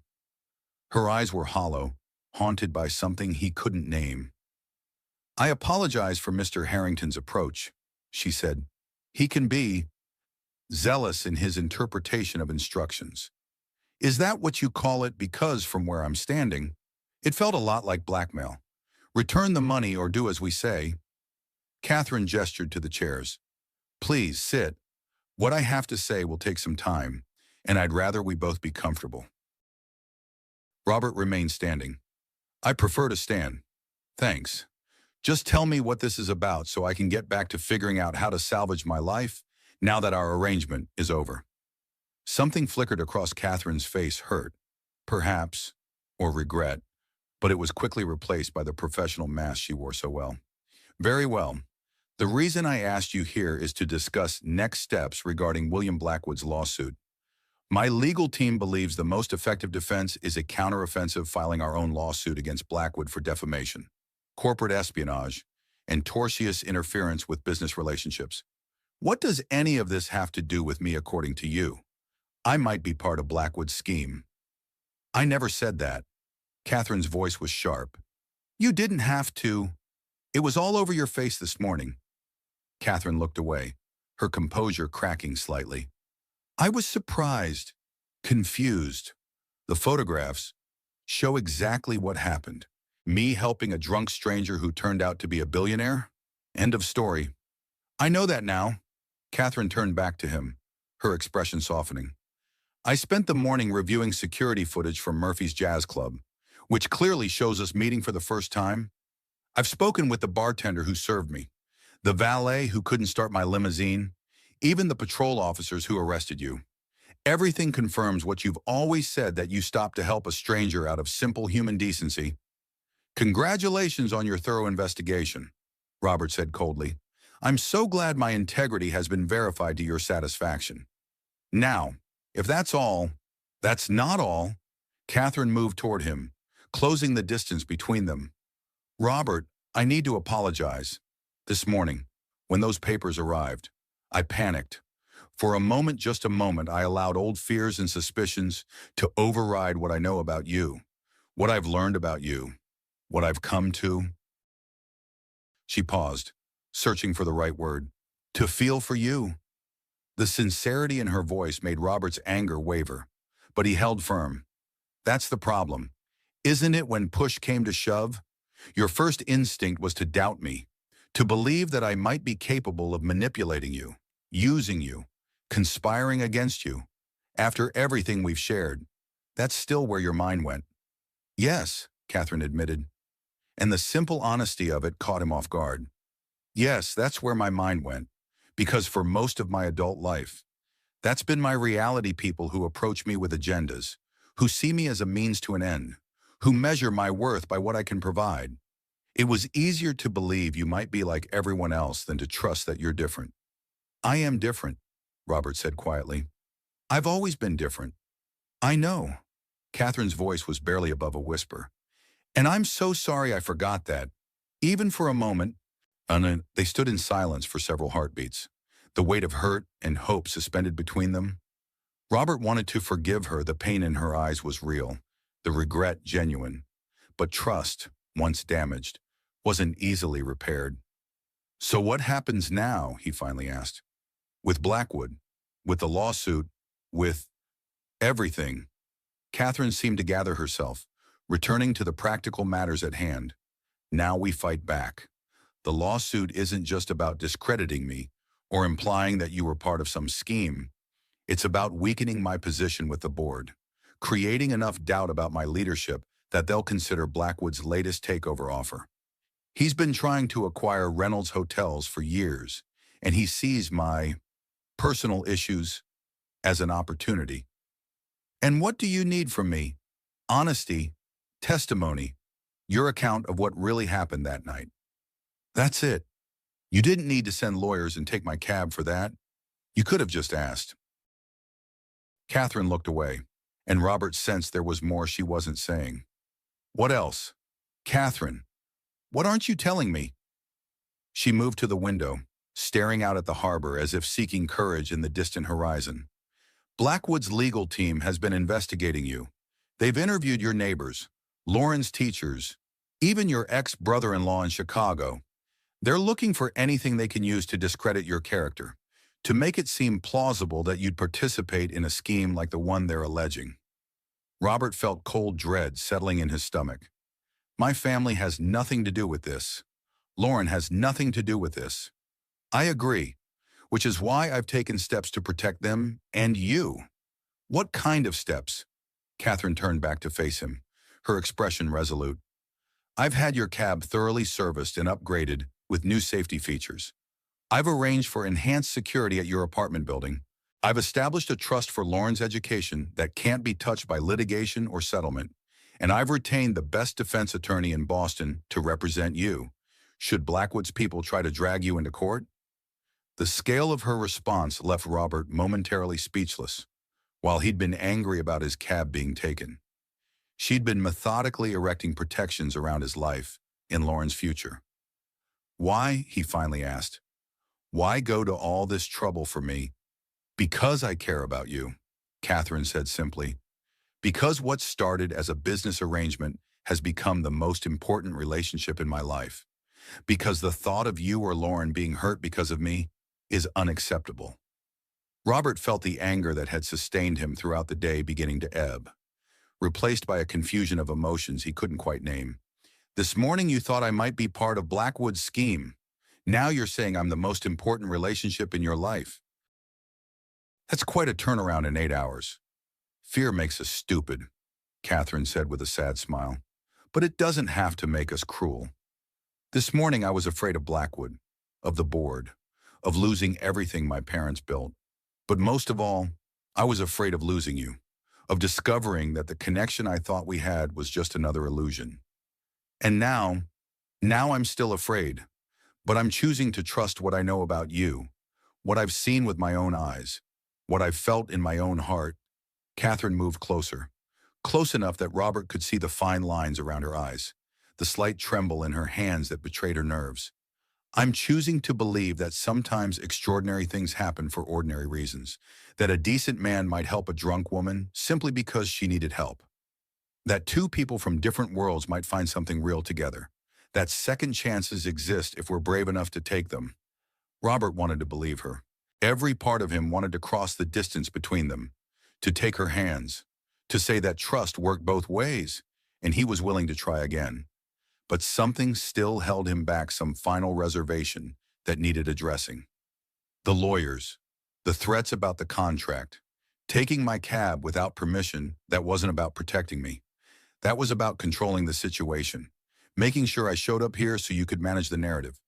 That was the old Catherine, the CEO who solves problems with power and money. Catherine flinched as if he'd struck her, but she didn't deny it. You're right. Part of me, the part that's run this company for 20 years, reverted to familiar patterns. When I'm scared, I seize control. When I'm hurt, I retreat behind lawyers and corporate resources. It's not my best self, but it's the self I've relied on to survive. I can't be with that version of you, Robert said quietly. I can't build anything real with someone who uses power imbalances as leverage when things get difficult. I know, and I don't want to be that person anymore. That's what these weeks with you have taught me, that there's a different way to live, to relate, to solve problems. Catherine took a deep breath.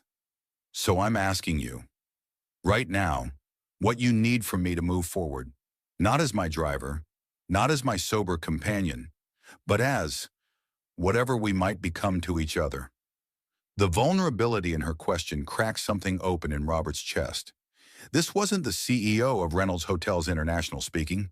This was just Catherine, a woman in recovery, a person trying to change, someone who'd made a mistake and was asking for another chance. I need honesty, he said. Always, even when it's hard. I need to know that you'll talk to me before you make decisions that affect my life or Lauren's. I need you to remember that I'm not an employee or an asset. I'm a person with dignity and agency, regardless of my bank account. Catherine nodded, her eyes never leaving his. What else? I need you to understand that I can't be bought or managed or controlled. If we're going to have any kind of relationship beyond these 30 days, it has to be as equals, different kinds of resources, different kinds of strengths, but equal in the ways that matter. I want that too, Catherine said softly. More than anything. Robert studied her face, looking for any sign of reservation or calculation. But all he saw was hope and determination, the same expression she'd worn at her first AA meeting, when she decided to change her life one day at a time.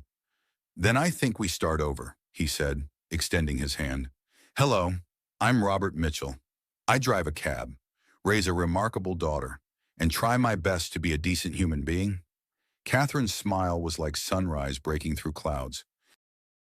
She took his hand, but instead of shaking it, she laced her fingers through his. Hello, Robert Mitchell. I'm Catherine Reynolds.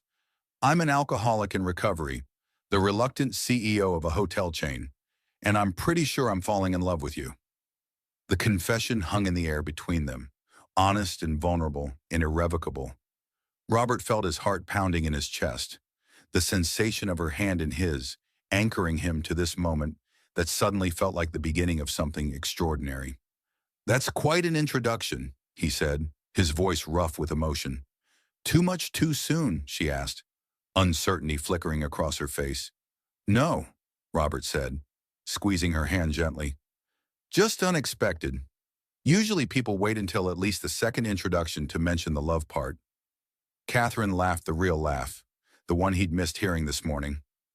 I'm not very good at conventional timing.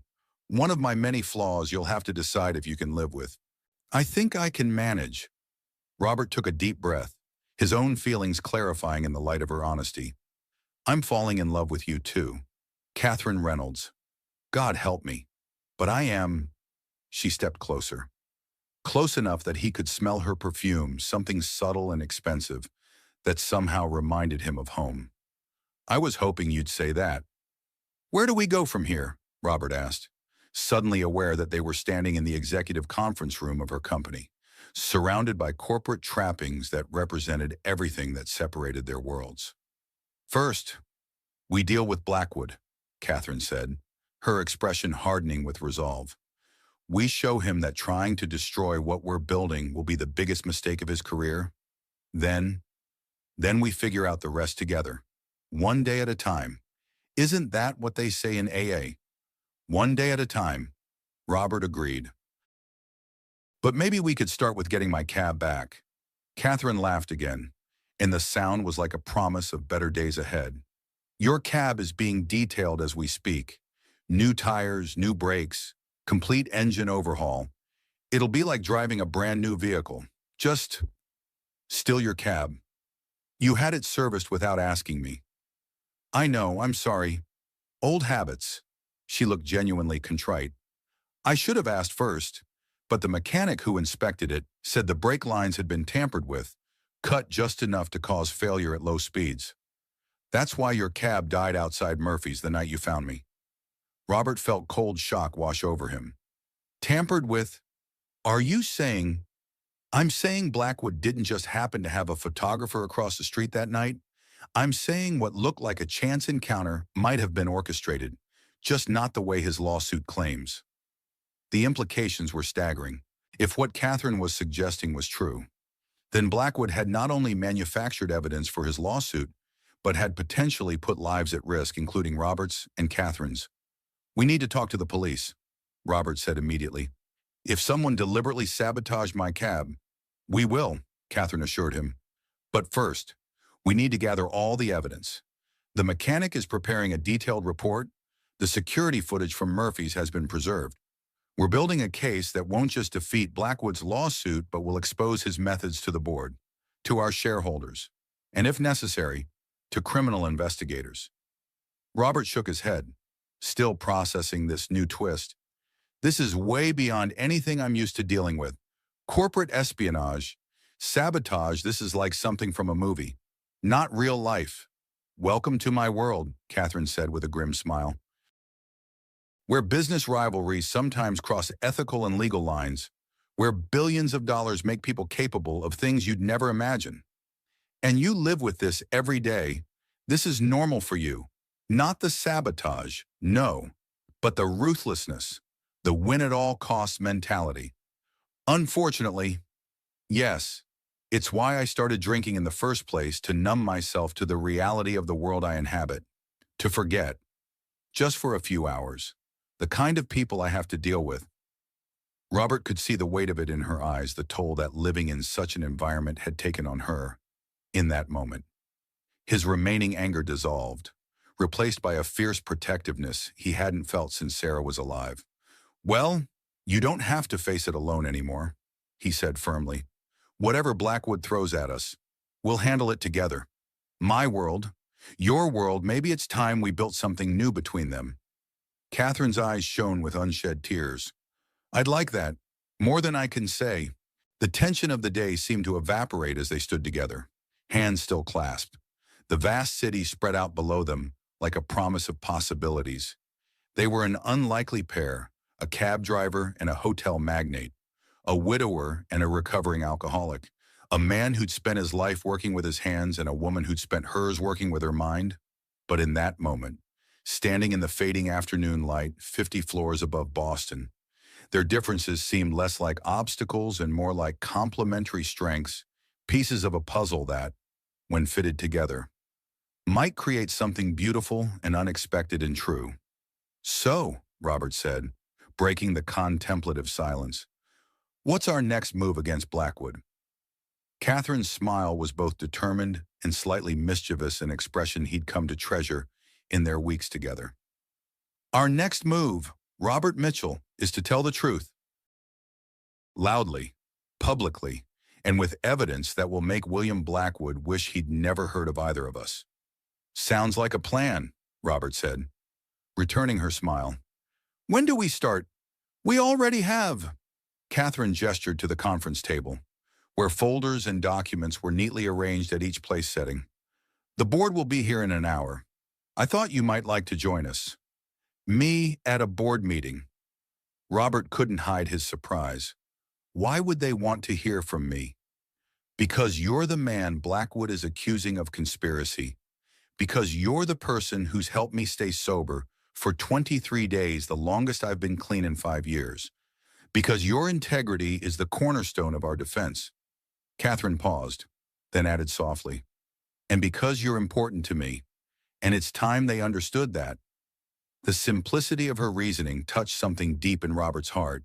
After years of feeling invisible, of being the anonymous cab driver who moved through the city unnoticed, except by those who needed his services, Catherine was offering him not just recognition, but respect, a seat at a table where decisions were made, where his voice would be heard. All right, he said, I'll stay for the board meeting, but on one condition. Name it. Afterward, we pick up Lauren from her therapy session, get takeout from that Chinese place she loves, and have a normal, quiet evening. No lawyers, no corporate intrigue, just us. Catherine's expression softened into something that looked remarkably like joy. That sounds perfect. Absolutely perfect. As they prepared for the board meeting, reviewing documents and planning strategy, Robert felt a sense of purpose he hadn't experienced in years. The road ahead would not be easy. Blackwood's lawsuit, the scrutiny of the board, the complexities of merging their different worlds, but for the first time since Sarah's death. He was moving towards something rather than just surviving each day as it came. And that something included Catherine Reynolds, a woman who saw him clearly, valued him honestly, and was brave enough to admit she was falling in love with him, despite every reason the world might give for why they shouldn't work. It wasn't what he'd expected when he stopped to help a drunk stranger outside a jazz club 23 days ago. It was better. It was real. And it was just beginning. The boardroom of Reynolds Hotels International fell silent as Robert finished speaking. 10 pairs of eyes belonging to some of the wealthiest and most influential people in Boston studied him with expressions ranging from skepticism to grudging respect. He'd just spent 20 minutes telling them exactly what had happened the night he met Catherine, answering their pointed questions with the straightforward honesty that had defined his life. "So you expect us to believe," said Harold Winthrop, the oldest board member, "that you had no idea who Catherine was when you stopped to help her?" "I didn't," Robert said simply. "I'm a cab driver, Mr. Winthrop. I don't follow hotel industry news or keep track of corporate CEOs. I saw someone who needed help, and I stopped. That's all there was to it. And now, 3 weeks later, you and Catherine are—" Winthrop's voice trailed off. Clearly uncomfortable with the personal direction of his question, Catherine, seated at the head of the table, answered for him. "Robert has been instrumental in my recovery. Harold, without his support, I wouldn't be sitting here today clear-headed, focused, and ready to fight William Blackwood's absurd allegations." "Yes, about those allegations," said Diane Chandler, the board's vice chair. "The photographs are concerning Catherine, whatever the actual circumstances. They create an impression that could damage shareholder confidence, which is exactly what Blackwood wants," Catherine replied, her voice steady. "He's counting on the board reacting to appearances rather than facts. But I believe I've presented compelling evidence that the entire situation was engineered by Blackwood himself, from the sabotage of Mr. Mitchell's cab to the conveniently positioned photographer." Robert watched the board members exchange glances, measuring their reactions. Most seemed cautiously aligned with Catherine, but a few, notably Winthrop and a silver-haired woman whose name he'd already forgotten, remained skeptical. What exactly are you asking of us? Catherine asked a younger man with rimless glasses who'd been introduced as the board's newest member. I'm asking for your trust and your support. Catherine said, I'm asking you to stand with me in rejecting Blackwood's lawsuit and his latest acquisition offer. I'm asking you to believe in the company. My parents built a company that succeeds by operating with integrity, not by surrendering to corporate raiders at the first sign of pressure. Winthrop cleared his throat. And your relationship with Mr. Mitchell.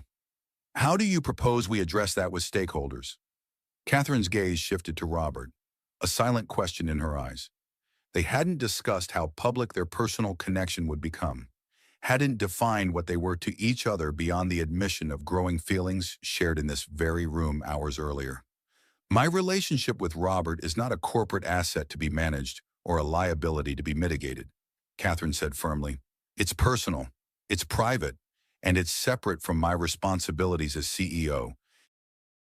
What matters for this discussion is that Blackwood is using that relationship, twisting its origins and nature, to create leverage for his takeover attempt. The board meeting continued for another hour, moving through financial projections, legal strategies, and public relations considerations. Robert listened more than he spoke, impressed by Catherine's command of complex details and her calm refutation of every concern raised. This was Catherine in her element, the capable executive who'd built Reynolds Hotels into an industry leader while maintaining the family values her parents had established. It was a side of her he'd glimpsed, but never fully appreciated until now, when the meeting finally concluded. The board members filed out with murmured goodbyes and curious glances at Robert. Only Diane Chandler lingered, approaching them as the room emptied. You've put us in a difficult position, Catherine, she said, her voice low but not unkind. But for what it's worth, I believe you, and I believe him. She nodded toward Robert. There's an authenticity here that Blackwood could never manufacture. Thank you, Diane, Catherine said. That means a great deal. After Chandler left, Catherine collapsed into her chair with an exhausted sigh. Well, that went better than I expected. No one resigned, no one threatened to sell their shares, and Winthrop only mentioned my father's legacy twice. Robert smiled, reaching for her hand across the polished surface of the conference table. You were incredible.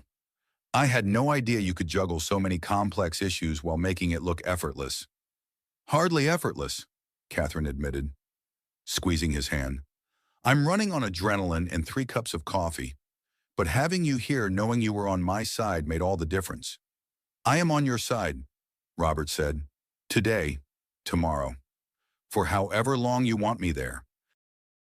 Catherine's expression softened, the corporate mask falling away to reveal the woman he'd come to care for deeply. I think I'll want you there for quite some time. Robert Mitchell, is that going to be a problem? The only problem, he said, checking his watch, is that we're going to be late picking up Lauren if we don't leave now, and she gets cranky when she's hungry after therapy. Catherine laughed, the sound lighter and more carefree than he'd heard all day. We can't have that. Let's go get your daughter and that Chinese food you promised me. Board meetings and billion-dollar lawsuits can wait until tomorrow.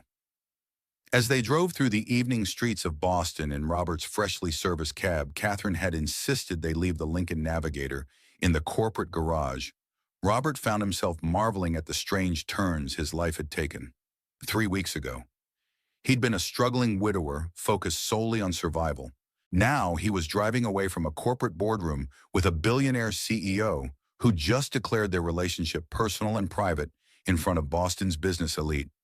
Life, it seemed, had not finished surprising him yet. So let me get this straight, Lauren said, twirling lo mein around her chopsticks with practiced ease. This Blackwood guy had your cab sabotaged so you'd break down outside the jazz club where Catherine was, hoping she'd do something embarrassing that he could use against her. They were seated around the small kitchen table in Robert and Lauren's apartment, surrounded by takeout containers from Golden Dragon.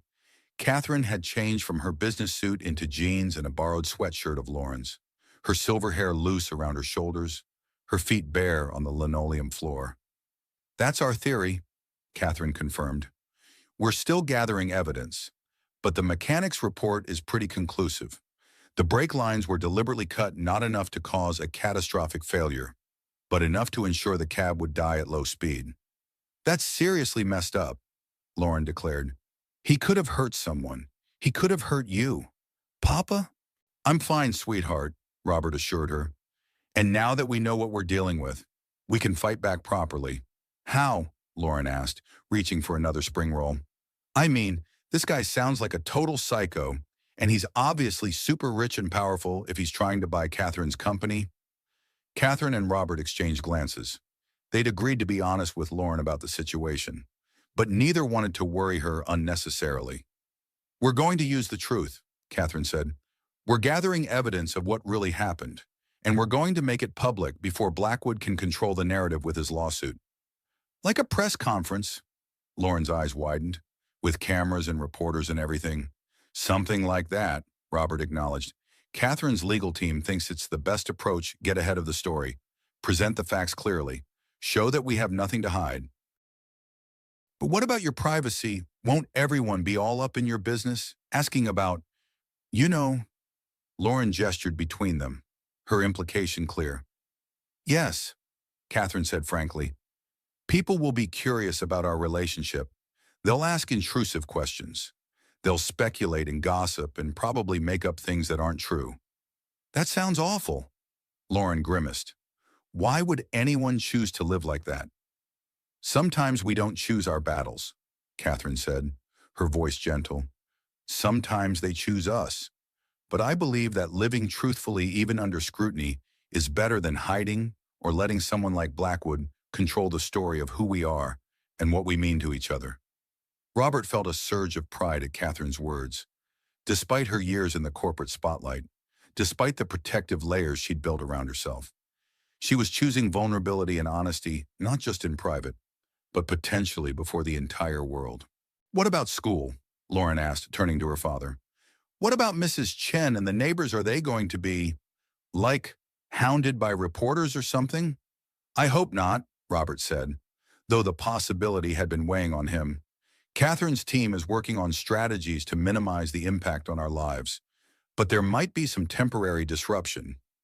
Lauren was quiet for a moment, processing the implications. I don't care about myself, she finally said.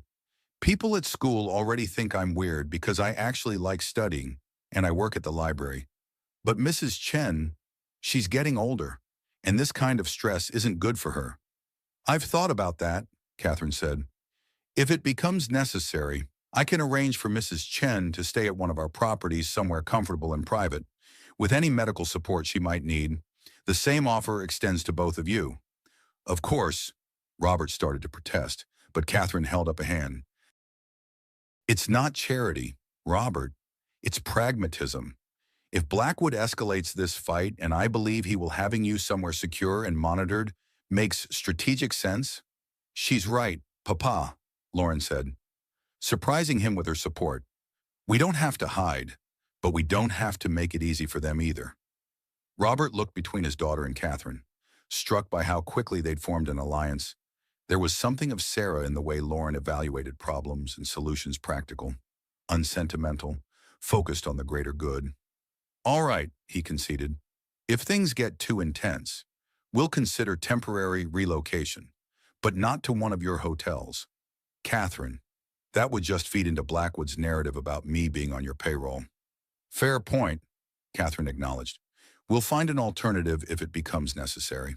The conversation shifted to lighter topics as they finished dinner. Lauren's upcoming school orchestra performance, a new exhibit at the Museum of Fine Arts that Catherine thought they might enjoy. Plans for the weekend that carefully avoided mentioning the 30-day contract that was rapidly approaching its conclusion. After dinner, while Lauren tackled homework at her desk, Robert and Catherine cleaned up together, falling into the domestic rhythm they'd established during her cooking lessons. This feels normal, Catherine said quietly as she dried a plate Robert had washed. Being here, with you and Lauren, doing ordinary things. I forgot what normal felt like. Is it a good feeling? Robert asked, handing her another plate. The best, she admitted. Better than closing a major deal or seeing our stock price rise. Better than anything I've felt in years. If I'm being honest, Even with Blackwood's lawsuit hanging over us, even with the board watching your every move, Catherine set down the dish towel and turned to face him fully. Yes, even with all that, because this us feels real in a way that nothing in my life has felt since my parents died. You and Lauren, you see me. Robert, not the CEO, not the Reynolds heir, not the alcoholic mess I was becoming, just me. The vulnerability in her voice touched something deep in Robert's heart, without thinking. He closed the distance between them, cradling her face in his still damp hands. I see you. Catherine Reynolds. I see all of you. Their first kiss was gentle, tentative, a question as much as an answer. When they separated, Catherine's eyes remained closed for a moment, as if she was memorizing the feeling. I wasn't sure if we were ready for that, she whispered when she finally looked at him. Neither was I, Robert admitted, but it felt right. It did, she agreed, a smile spreading across her face. Very right. The sound of Lauren's bedroom door opening had them stepping apart like teenagers caught by parents, though not quickly enough to escape notice. Finally, Lauren said, rolling her eyes as she headed for the refrigerator. I was wondering how long it would take you two to figure it out. Figure what out? Robert asked, feeling his face warm. Lauren grabbed a soda, giving them both a look of exasperated affection. That you're good together, that you make each other happy, that this thing between you is worth fighting for. Even if some corporate jerk is trying to ruin it, Catherine laughed, the sound bright and surprised. When did you get so wise about relationships? Lauren Mitchell. I read a lot of books, Lauren said with a shrug, and I've been watching my dad be alone for 3 years. He deserves someone who looks at him the way you do. Shenam, before either adult could respond to that remarkably perceptive statement. Lauren's phone buzzed.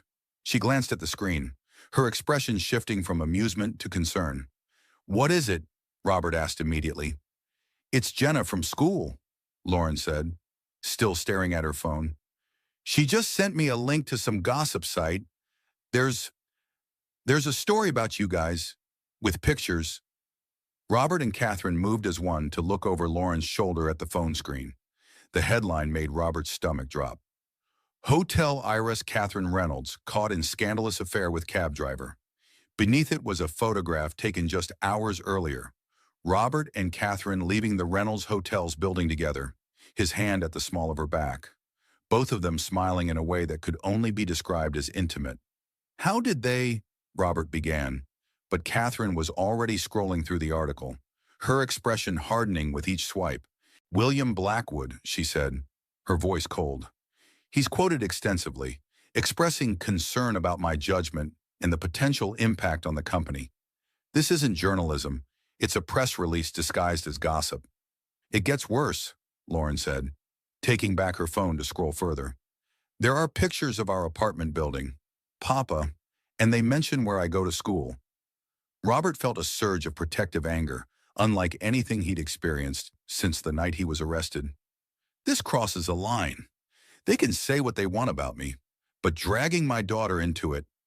I need to make some calls, Catherine said, her CEO persona sliding back into place like armor. We need to get ahead of this now, before it spreads further. Within minutes, she was pacing the small living room, phone pressed to her ear, issuing rapid-fire instructions to what Robert assumed was her public relations team. Her voice was controlled but authoritative, every inch the powerful executive managing a crisis. No, that won't work. We need a statement tonight, not tomorrow. Yes, I'm aware of the implications. No, absolutely not. We do not confirm or deny personal details.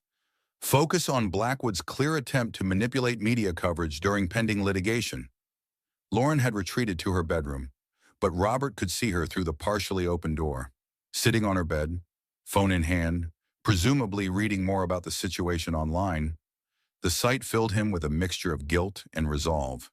This was exactly what he'd feared his private life. And worse, Lauren's.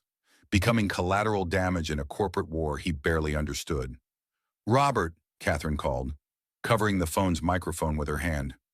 My team wants to know if you'd be willing to make a statement.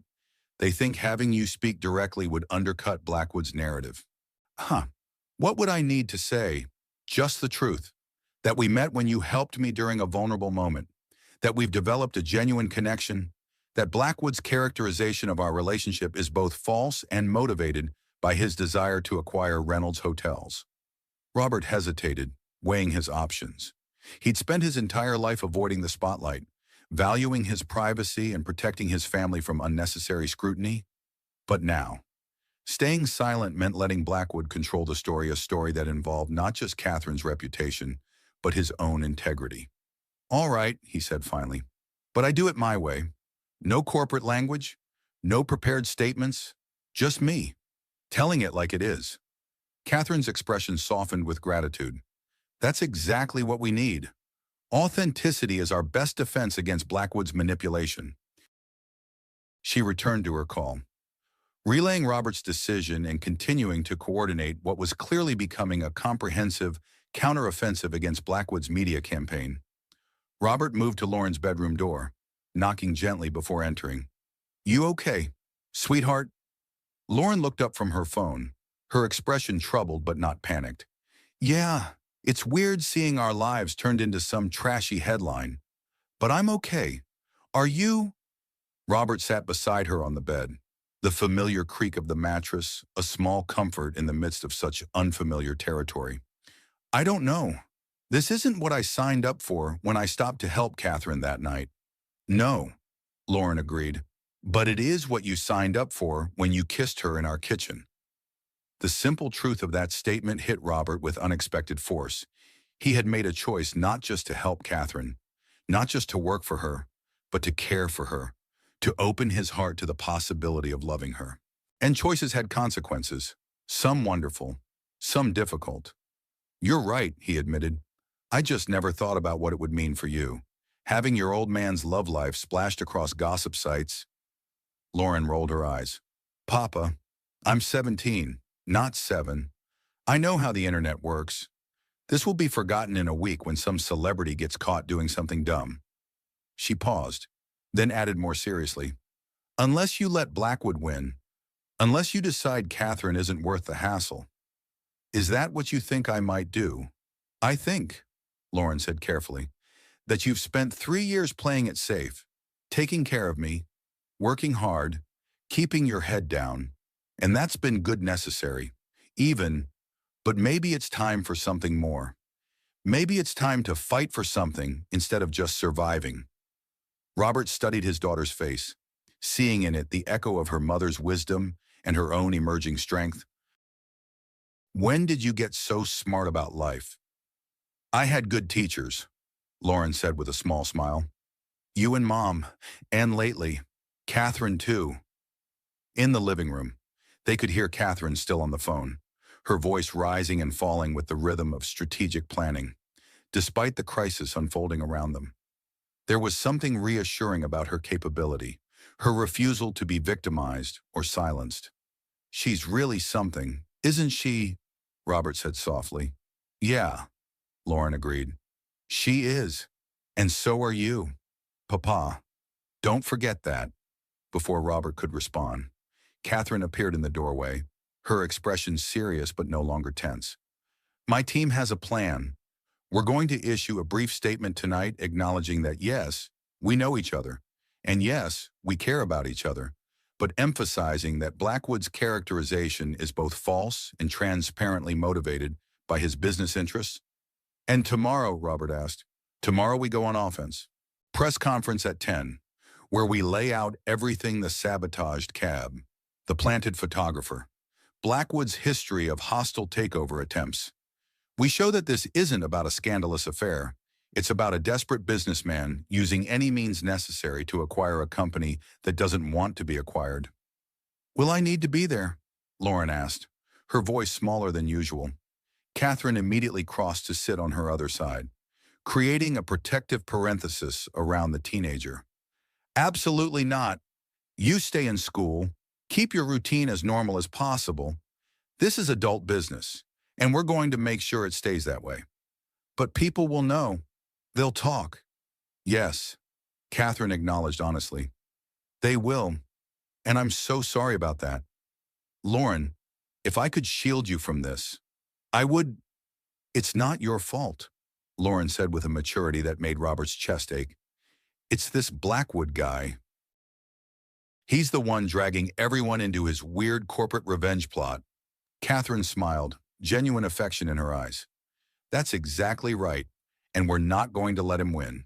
Not the company, not the narrative, and certainly not the power to damage what matters most, our relationships with each other. The three of them sat together on Lauren's bed, a makeshift family united against an unexpected threat. Outside the apartment windows, Boston continued its evening rhythm, unaware of the drama unfolding in this small bedroom in a modest building on the east side. But within these walls, something important was happening, a choice being made, a stand being taken, a future being claimed despite the obstacles arrayed against it. So we fight, Robert said simply. Together. Together, Catherine agreed, reaching across Lauren to take his hand. Together, Lauren echoed, placing her hand atop theirs. And in that moment, despite the headlines and the scrutiny and the uncertainty ahead, Robert felt something he hadn't experienced since Sarah's death, the solid, unshakable foundation of family, of belonging, of people who would stand with you no matter what storms came. It wasn't what he'd expected when he stopped his cab in the rain 23 days ago. It was better. The press conference was held in the grand ballroom of the Reynolds flagship hotel, a space normally reserved for charity galas and corporate award ceremonies. By 9:30, every seat was filled with reporters from outlets ranging from local Boston papers to national business publications. Camera crews lined the back wall, their equipment creating a forest of tripods and cables. Backstage, Robert adjusted his tie for the third time. Uncomfortable in the suit Catherine's team had delivered to the apartment that morning, despite his protests that he could wear his own clothes, she'd insisted that presentation mattered not to conform to expectations, but to ensure they were taken seriously. You look handsome, Catherine said, appearing beside him in a conservative navy suit that managed to be both professional and flattering. Stop fidgeting. I'm not used to all this, Robert admitted. The cameras, the reporters, the whole circus. I know.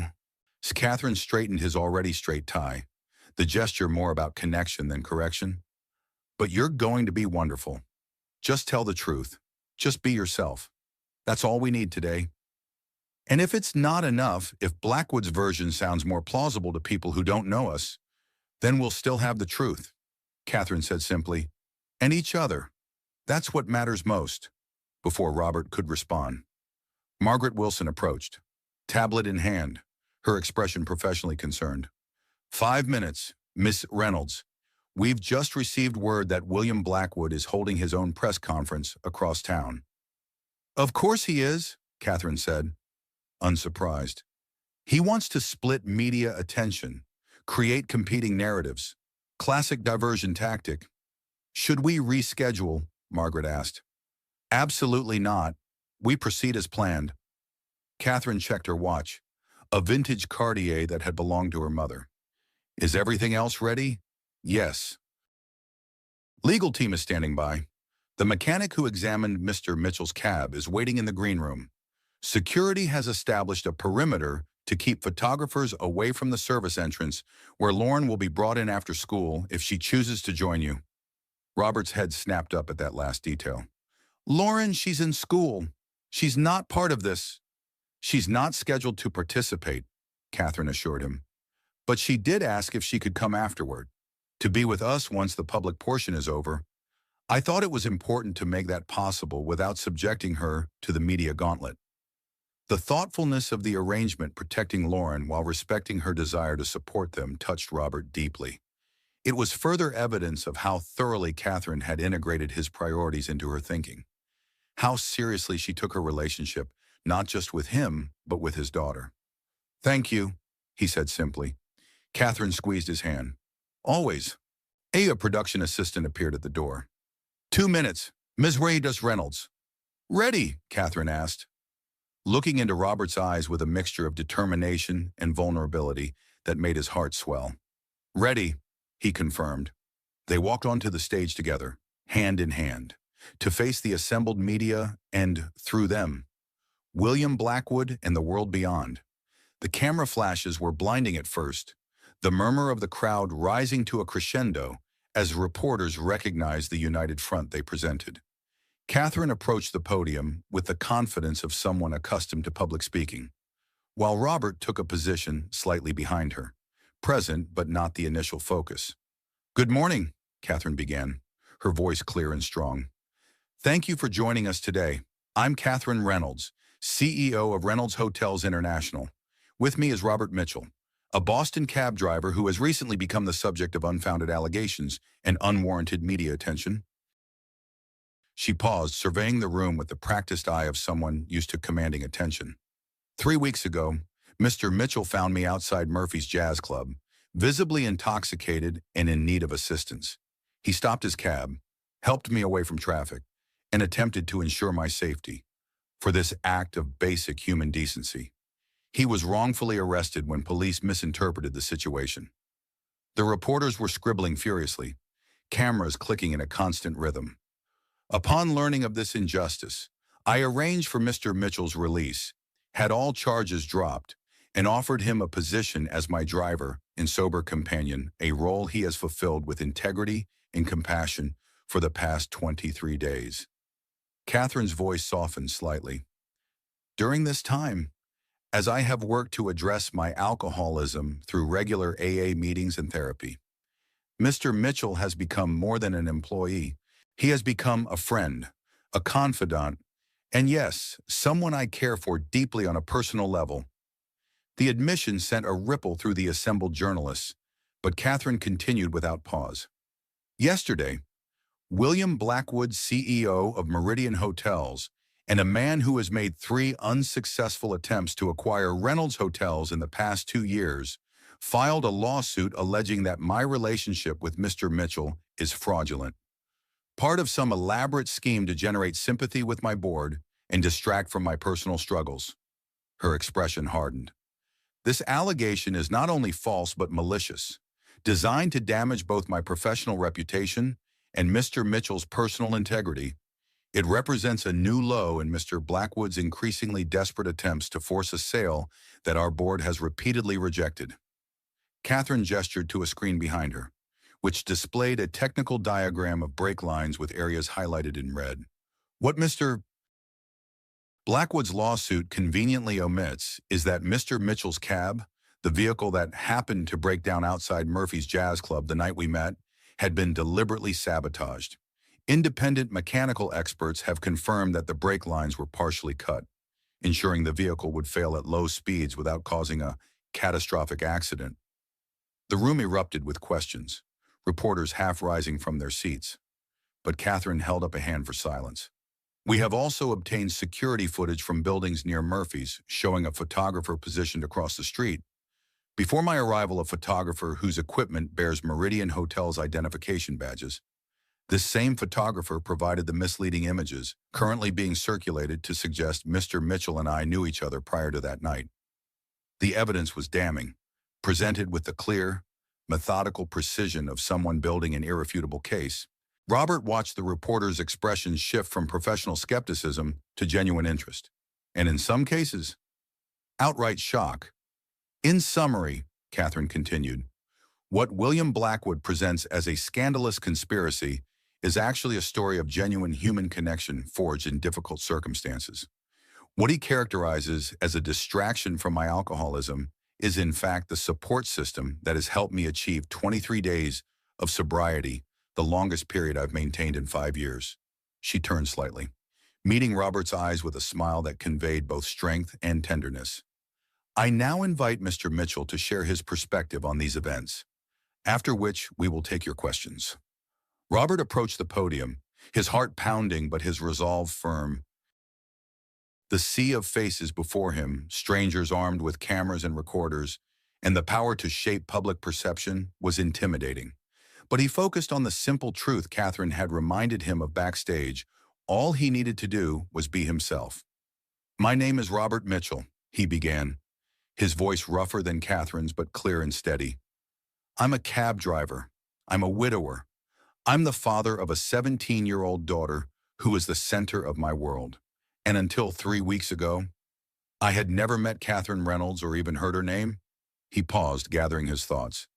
"The night I found her outside Murphy's, I didn't see a CEO or a wealthy businesswoman. I saw another human being who needed help. So I helped. That's all there was to it." The simplicity of his statement seemed to resonate through the ballroom, a counterpoint to the complex allegations and corporate intrigue surrounding them.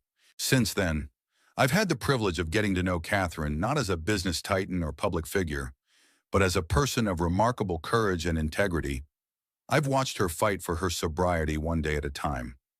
I've seen her cook dinner in my kitchen, help my daughter with college applications, and show up at the hospital at 2 in the morning when my family needed support. Robert felt a surge of protective anger as he continued. Now William Blackwood, a man I've never met, who knows nothing about me or my life, is trying to turn that genuine connection into something tawdry and calculated. He's dragging my name through the mud, publishing photos of my apartment building, mentioning my daughter's school, all to pressure Catherine into selling her company. His voice hardened. Mr. Blackwood might be used to getting his way through intimidation and manipulation, but he's miscalculated this time.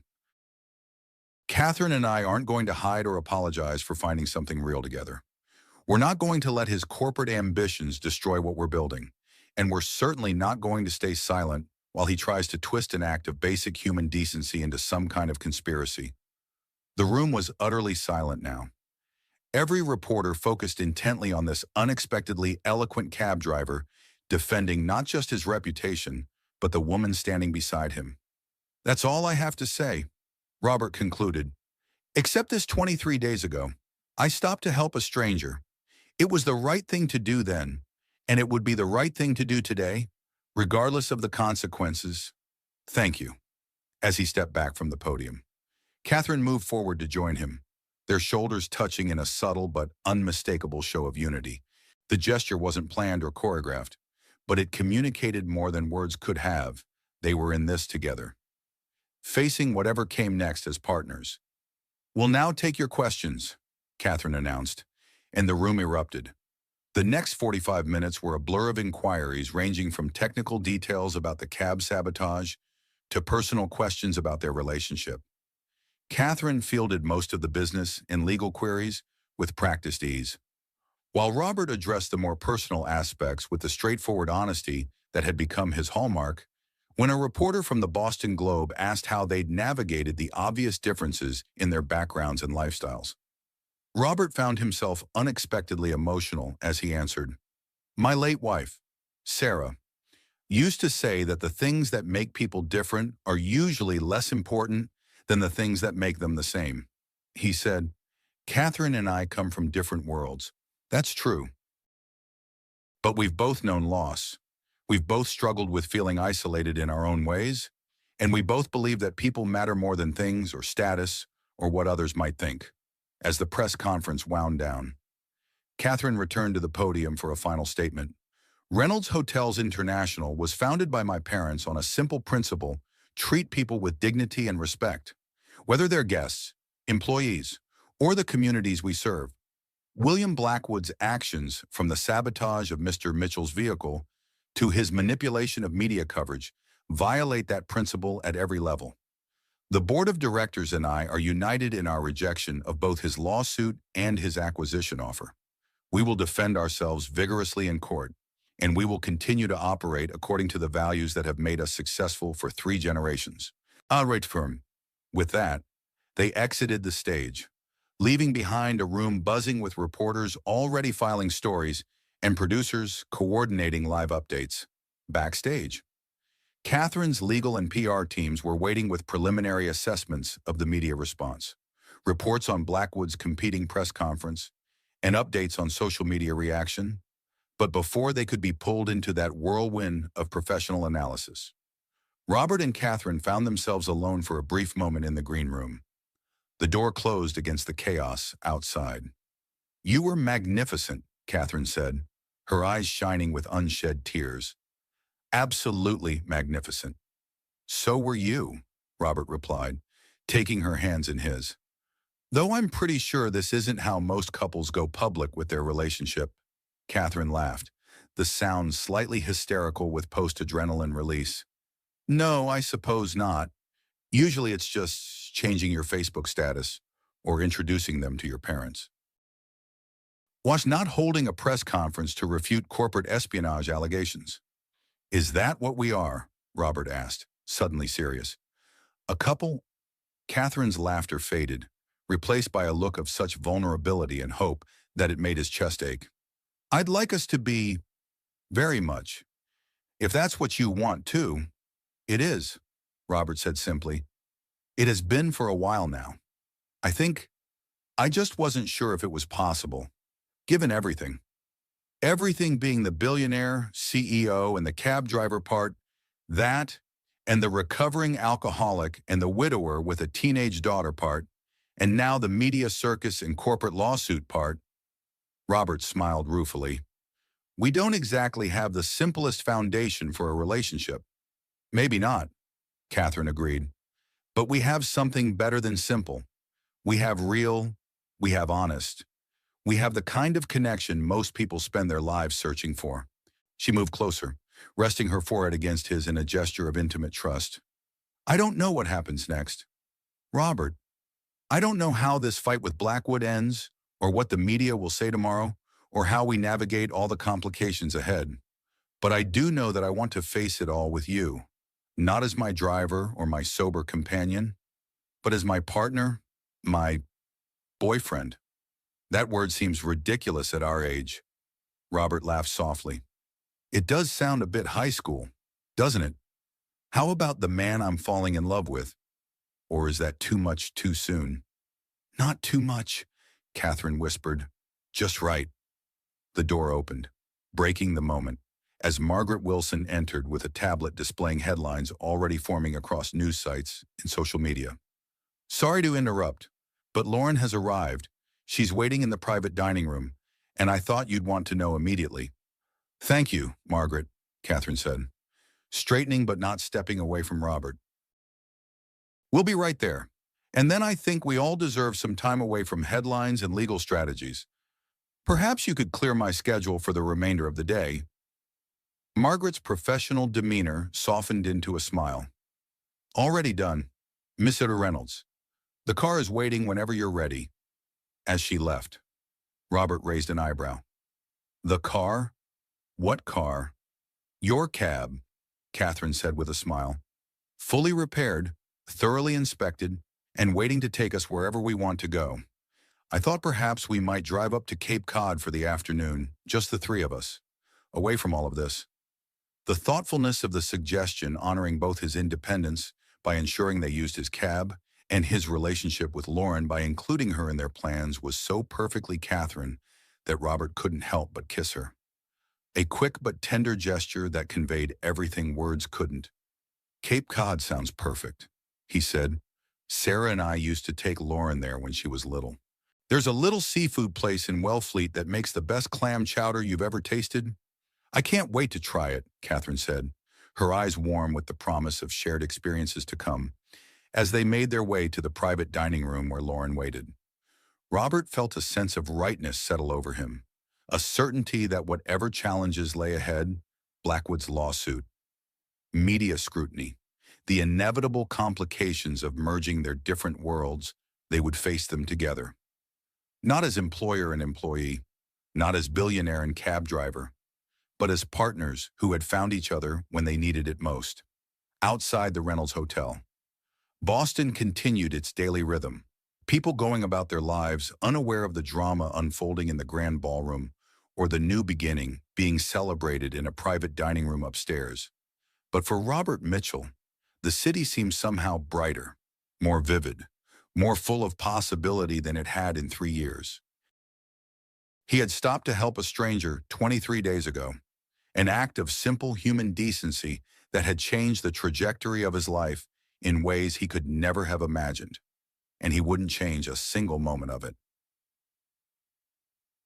6 months later, Robert stood in the kitchen of their new apartment, a spacious 3-bedroom, in a building with a doorman and a rooftop garden, watching Catherine and Lauren prepare dinner together. The afternoon sun streamed through windows that actually opened properly, illuminating a scene that still felt like a dream some mornings when he woke up. "No, sweetheart, you have to fold the egg whites in gently," Catherine was saying, guiding Lauren's hand as she mixed the souffle batter. "If you stir too hard, the cake will be tough." "Like this?" Lauren asked, concentrating with the same intensity she brought to calculus homework. "Perfect. Your mother would be proud of how well you're learning to cook." Robert smiled at the easy way Catherine invoked Sarah's memory, never trying to replace her, but always honoring her presence in their lives. It had taken months for him to believe that loving someone new didn't diminish what he'd shared with his wife, but Catherine's gentle understanding had helped him realize that the heart had infinite capacity for growth. The aftermath of the press conference had been swift and decisive. William Blackwood now faced criminal charges of conspiracy, sabotage, and corporate espionage. Meridian Hotel's board had forced him to resign in disgrace, and the lawsuit against Catherine and Robert had been withdrawn with prejudice. More importantly for Robert's peace of mind, the media coverage had been overwhelmingly positive. The story of a billionaire and a cab driver finding love while fighting corporate corruption had captured public imagination in ways neither of them had expected. Lauren had been approached by local college recruiters, impressed by her composure during interviews, and Robert had received job offers from several transportation companies who wanted to hire someone with his newfound public profile. But the most significant change hadn't been professional or financial, it had been personal. Robert had learned to accept help without seeing it as charity, while Catherine had learned to offer support without trying to control outcomes. They'd built something new together, a relationship that honored both of their histories while creating space for shared dreams. "The souffle needs to cool for an hour before we can add the cream," Catherine announced, setting the pan on a wire rack. "Perfect timing for us to take a walk and enjoy the afternoon." The walk to their destination was short but meaningful. Robert had chosen to move only a few blocks away from his old apartment, partly because Lauren wanted to stay in the same school district, but mostly because this neighborhood had become home in ways that went beyond mere residence. Mrs. Chen still lived in 2C, still brought dumplings when someone was sick, still served as the unofficial grandmother to every child in the complex. Robert, Lauren, Catherine. Mrs. Chen's voice carried across the courtyard as they approached. At 80, she moved more slowly than she used to, but her smile was as bright as ever. "You didn't have to do all this for an old woman's birthday." "Of course we did," Lauren said, setting down her box to hug Mrs. Chen carefully. "Your family." The party was a neighborhood affair, current and former residents gathering in the courtyard that had been decorated with colorful streamers and balloons. Robert watched Catherine move through the crowd with the ease of someone who'd learned that being genuine was more important than being impressive. She'd mastered the art of small talk with people whose concerns were rent payments and overtime shifts rather than stock prices and board meetings. "She fits," Mrs. Chen observed, settling beside Robert on a bench while Lauren and Catherine organized games for the younger children. "I wasn't sure she would, but she fits." "It took some adjustment," Robert admitted. "For both of us. Good things usually do." Mrs. Chen nodded sagely. "Your Sarah, she didn't fit at first either. Remember, too educated for this neighborhood, too ambitious for a mechanic's wife. But she learned to see past the surface. Just like this one." Robert watched as Catherine helped a 5-year-old with a piñata stick, her expensive clothes forgotten in favor of making sure every child got a turn. 6 months ago, she would have hired event planners and caterers for a birthday party. Today, she was personally ensuring that the potato salad stayed cold and the music wasn't too loud for the older residents. "How's the foundation going?" Mrs. Chen asked, referring to the community outreach program Robert had started with Catherine's backing. "Better than we expected. We've helped 15 families navigate housing applications, connected 12 people with job training programs, and we've got funding approved for a financial literacy workshop series next month." The program had been Catherine's ideal way to use her resources and Robert's community connections to address systemic problems at the individual level. Robert provided transportation and translation services, while Catherine handled legal advocacy and institutional navigation. It wasn't glamorous work, but it was making a real difference in people's lives. And the wedding planning, Mrs. Chen asked with the directness of someone who'd earned the right to ask personal questions. Robert felt his face warm. We're taking things slowly. Lauren is starting college in the fall, and we want to make sure she's settled before we make any big changes. Smart, Mrs. Chen nodded approvingly. But don't wait too long. At our age, we don't have forever. As evening approached and the party wound down, Robert found himself helping clean up, while Lauren and Catherine distributed leftover cake to neighbors. It was the kind of ordinary moment that had become precious to him, working alongside people he cared about. Solving small problems together. Building the kind of community that sustained people through both celebrations and crises. Ready to head home? Catherine asked as they finished stacking chairs. Ready, Robert said. Though the question of which home she meant had become delightfully complicated, they'd been staying at each other's places with increasing frequency, and Lauren had started referring to Catherine's house as the other place we live, as they walked back through the neighborhood. Robert reflected on the journey that had brought them to this point, 31 days ago. He'd been a struggling single father with no prospects beyond surviving each day as it came. Tonight, he was walking home with a woman he loved and a daughter who was thriving. Having just celebrated with a community that had embraced them all, the transformation hadn't been without challenges. There had been awkward moments at business functions where Robert felt out of place, in family gatherings where Catherine's wealth made others uncomfortable. They'd had to navigate questions about money and power, about raising Lauren in a world of privilege while maintaining her values, about balancing public attention with private happiness. But they'd faced each challenge together, with the same honesty and commitment that had gotten them through the crisis with William Blackwood. They'd learned to be patient with each other's insecurities, to communicate clearly about expectations and boundaries, and to remember that love was an action as much as a feeling. Papa, Lauren said as they reached their apartment, can I ask you something? Always. Are you happy, really happy, not just managing to get by, but happy? Robert considered the question seriously. Happiness felt like too small a word for what he'd discovered over the past 6 months. He'd found purpose beyond survival, connection beyond obligation, hope beyond mere endurance. Yes, sweetheart, I'm really happy. Are you? I'm happy because you're happy, Lauren said simply. And because Catherine makes you laugh the way Mom used to. Different laughs, but the same joy. You know. Later that evening, after Lauren had gone to bed, and Robert and Catherine sat on the small balcony overlooking the courtyard where the party had been held, Robert pulled out something he'd been carrying in his pocket for weeks. I've been thinking about what Mrs. Chen said, he began, suddenly nervous despite months of growing certainty about his feelings. About not waiting too long. About that, Catherine asked, or about building something together that honors what we've both lost while creating space for what we might find. Robert reached for her hand, noting how perfectly it fit in his. I know we said we'd wait until Lauren was settled in college, but I also know that life doesn't always give us as much time as we think we have. He pulled out a simple gold band, not the elaborate diamond ring he might have chosen if money had been no object, but a ring that spoke of commitment and partnership rather than display. Catherine Reynolds, he said, his voice steady despite his racing heart. Will you marry me? Will you build a life with Lauren and me that's messier and more wonderful than anything either of us planned? Yes, she said without hesitation, tears visible in the light from the courtyard below. Yes to all of it, to the mess and the wonder and the family we've somehow managed to create. As Robert slipped the ring onto her finger, he thought about the cab ride that had started this journey, how he'd been rushing home to relieve Mrs. Chen, worried about being late, focused on the small responsibilities that filled his days.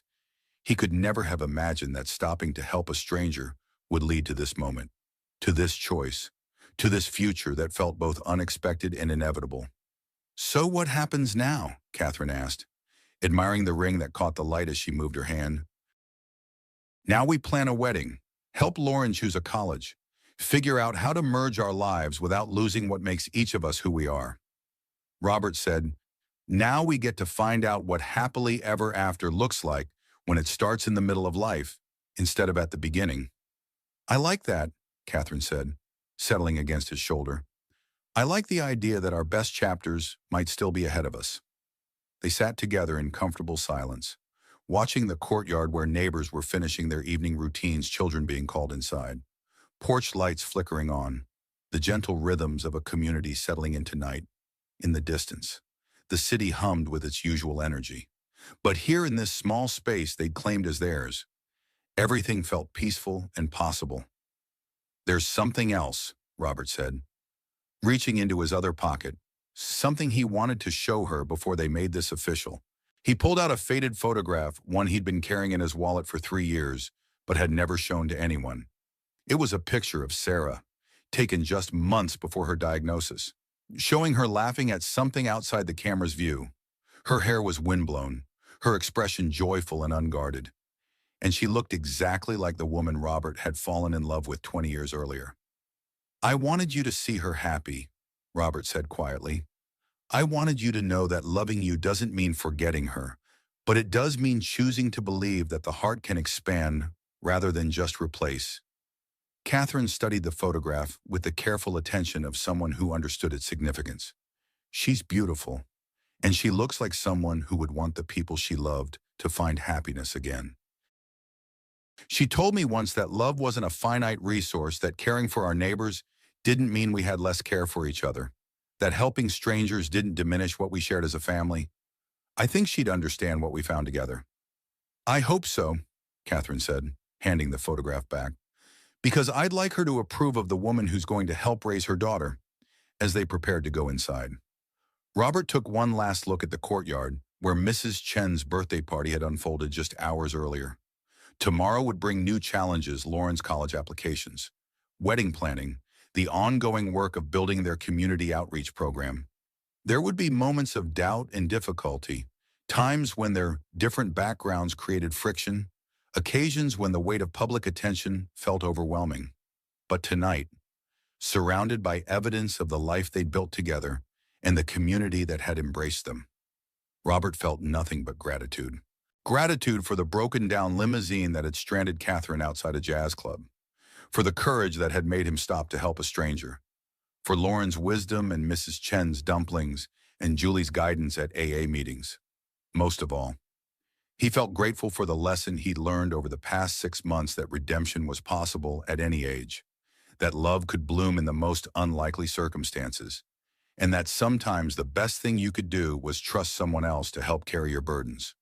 As they turned off the lights and headed toward whatever dreams awaited them, Robert realized that he'd finally learned to sleep peacefully again, not because his problems had disappeared or his future was guaranteed, but because he was no longer facing life alone.